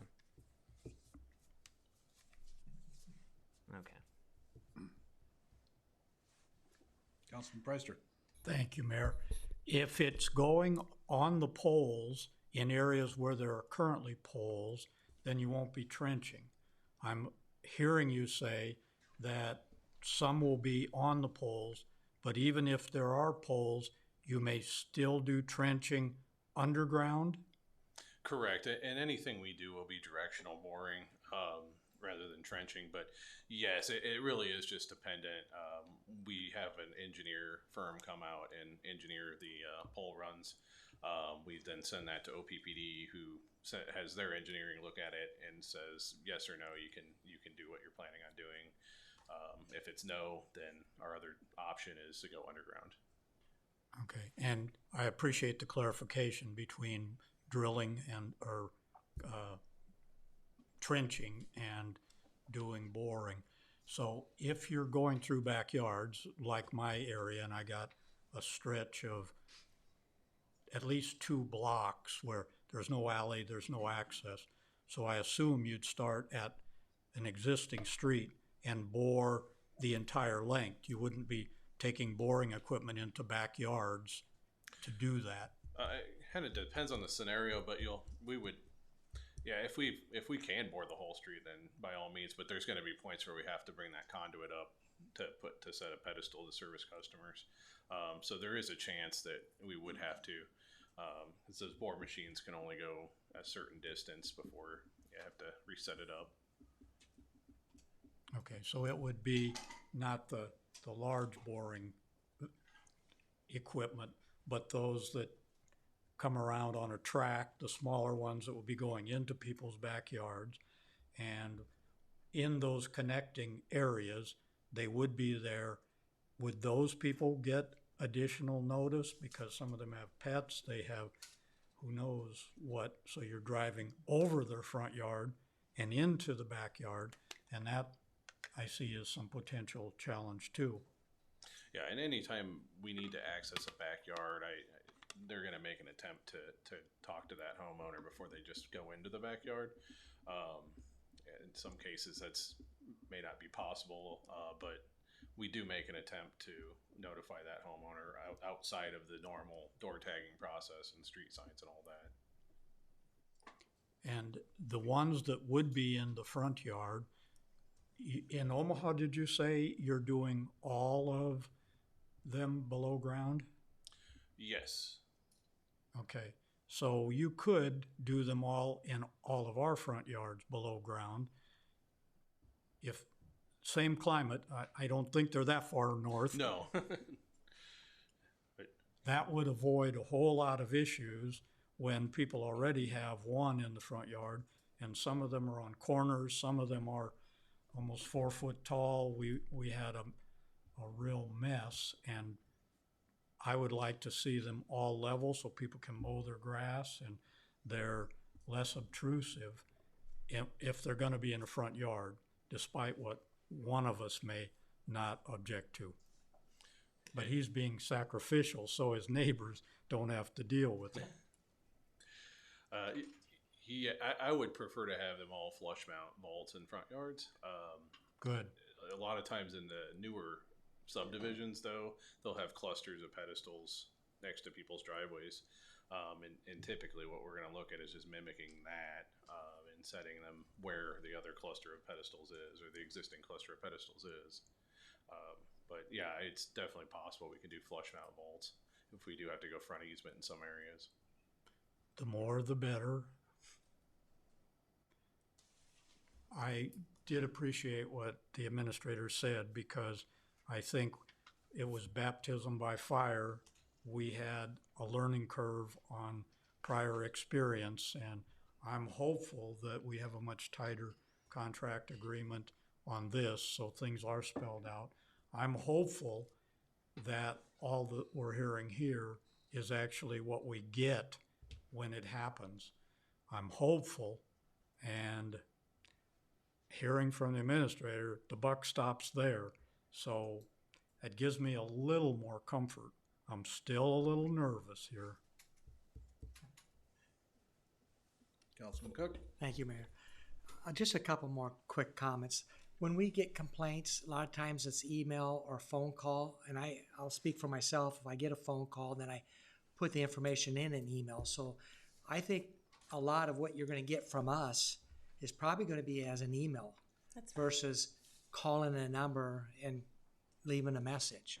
So I don't know if people disagree, but I would say someone's going to have to be looking at email probably every day to see what they're getting, at least probably from councilman. Now, what I do, and I think we all should do it, we should send it, and I'll let Mr. Risto decide, but I think sometimes we try to send everything to one of these two guys so that they can keep track and they're consistent on how they respond or whatever. So please understand, we're not going to be calling an 800 number. We're going to be sending stuff through an email, and that needs, I'm assuming you, sir, maybe someone else is going to have to probably provide emails, because that just works quicker. We give you an email, you can make a phone call, you can let us know if it's been resolved or not, and then we got a paper trail. Sure. For us, what we would prefer is be when your office receives a call that you tell the resident, you need to call this phone number, make sure Google Fiber knows about it, because when they tell you about it, it takes a day for an email to get there and a day for an email to get here, and so then they've already lost time before a ticket's even opened. So, in that, yes. I think you'll get both. that. I think that both might be useful. Right, but I just hate to, I'm just going to speak for myself. I just don't like telling people, here's a number to call. I like to take the time and put that email together, because I like to get back to that person. And if I just tell them, hey, call this number, I lose that. I lose that connection. Where if I do an email, because I sort of keep notes, and Mr. Risto probably hears from me too much, but I try to keep track that, okay, and I'm not just talking about this, I'm talking about complaints, other complaints. I like to keep track to know that something was done.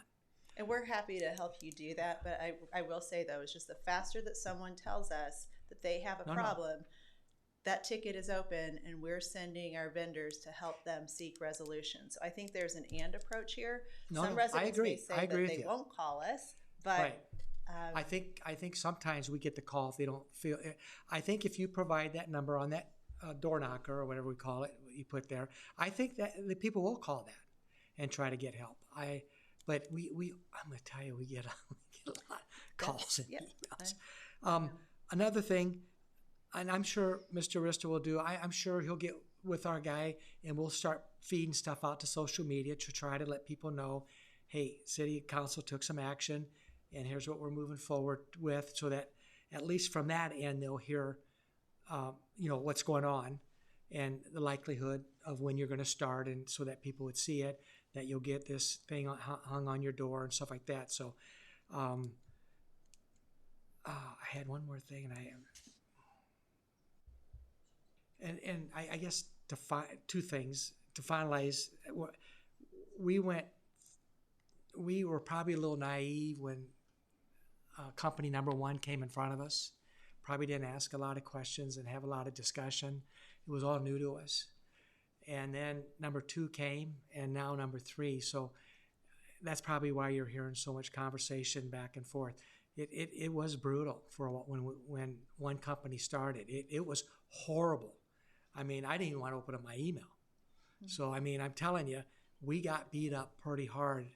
Probably, I think they started in Northwest Bellevue or Northwest Bellevue and Southwest Bellevue, which is Mr. Preister and me, because we just, all of a sudden, it was like crazy. And, some of us work full time and we do this, and we love doing this. We love representing our city, but, some of us are, busy and stuff like that. So, I don't know if anything we've said tonight. I think we're going to probably look at a contract and vote on it. I don't know if there's anything that we have discussed or anything that they've said, if there needs to be changes to that contract, or else if that can be done later. If someone here made a comment that might contradict what's in a contract or mentioned in that contract, can that change? Or yeah, I mean, I'm comfortable from a legal perspective on the issues that have been addressed this evening, as well as in the past with the other provider. I suspect that Google Fiber, which has been very good to work with thus far. I would imagine that if the city came to them with a proposed amendment to the contract or maybe a memorandum of understanding to address an issue that is outstanding, that they would be open to discussing that. Okay. Is there anything, and this is a weird question, but we've agreed to 3 okays. Does any of them have it? Could we just, if we saw something that was absolutely wrong or needed to be changed, can we stop things and create another contract? Or once we sign a contract, we write it all the way out? Well, I think our mechanism goes back to the permitting. So if we find a significant flaw in what we agreed to, then we just pause the permitting. Okay. And that's kind of what we did with the other provider. But I think we've done enough to mitigate that in front, where you give them 5 permits, and if things don't get rectified, then we just pause the permits, and that opens the discussion of either get it rectified or we modify. I don't see anything that we're going to do to modify based on our learning experience. I think we've got enough fail-safes in here to say that we can stop what they're doing if we needed to. And prior to that too, a lot of the discussion up front, depending on where you're going to go and how you're going to do it, that'll all come out in their permitting. So, and I was just sitting there thinking that we're literally dealing with the largest search engine, is that you guys should be able to just like bomb everybody's houses when they're coming, that here's the notice. As soon as I log in on my laptop tonight, I know you're coming to my house tomorrow. That might feel kind of creepy to some people. I know, but it's like, it's kind of like we were standing in a Dick's Sporting Good, and I mentioned to my wife about a pair of golf shoes for her, and that night that exact pair of golf shoes pops up on my feed, and I thought, that's a weird connection. Weird. Yeah, it's but probably do that with when you're coming to the neighborhood then. We didn't mention that, did we, Rachel? I know what else I wanted to mention. Website. Does your website have any link that would directly go to your work in progress in the city of Bellevue? Like, we're in this neighborhood and we're going to jump to this neighborhood next, so that, and if you have any questions that would be specific to the Bellevue build out, that they would see a number or a name, or we're going to be here today and here tomorrow? There will be a Bellevue specific page on the Google Fiber website. Even as soon as tomorrow, somebody could go to Fiber, there's Bellevue, and you can put in your address and ask for more information. For various reasons, we don't put out detailed maps. Our project changes. Again, like if there are 5 permits that when we're getting held up, we don't publish the map. And then secondarily, for competitive purposes, we prefer. So basically, there'd be a link to get hold of you. Absolutely. We would love to have you say, send me an update. Let me know what's going on. And one final thing, please remember Bellevue, as we have a big presence of Google in the metropolitan area, and we'd love for us to be considered down the future. Thank you. One thing I wanted to ask on that, the city of Omaha has a project viewer, and I know some of the surrounding cities are in that. Is Bellevue on that project viewer? I don't know what you're talking about. Okay. It's a GIS site, and we go put our polygons in there of where we're working at. That is publicly accessible. And that's publicly accessible. That's what I was just sort of thinking. But I don't know if anybody uses that or not. But we can talk about how we tie that together. Bless you. Should we let them go? Mike, can we please make sure they both sign in with their names? Yeah, please sign in. Thank you. All right, if there's no other discussion or questions, I'll take we got a motion, didn't we? Yeah. McCaw's, a long time ago. Got a motion by McCaw, second by Burns. So is there any further discussion? Please vote.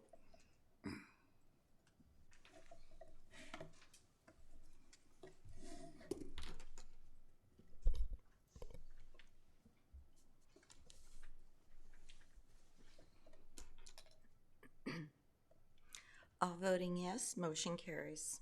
Don't let us down. We won't. All right, thank you. Item 17, administration reports. Comments must be limited to items on the current report. September report will be attached to October 3rd, 2023 packet. We don't have a closed session, but I wanted to say something earlier. I'd be remiss if I did not mention the passing of Carol Swain. Carol Swain was on our planning commission for, I think, 30 years. She actually was kind of my first forte into public service. I was on the commission probably in 2006 or 7, in that time frame, and she was a great mentor, and she was a stickler for following the rules. And I think we've had some discussion tonight that she would have brought up to the Planning Commission, and they'd have discussed it further. But she was we want to thank her for all her time she spent with the city of Bellevue, and just thinking of her family, and bless their family. So thank you. So I'll take a motion to adjourn. Councilman Welch. Thank you, Mr. Mayor. I'll make a motion to adjourn. Second. Motion by Welch, second by Burns. Please vote.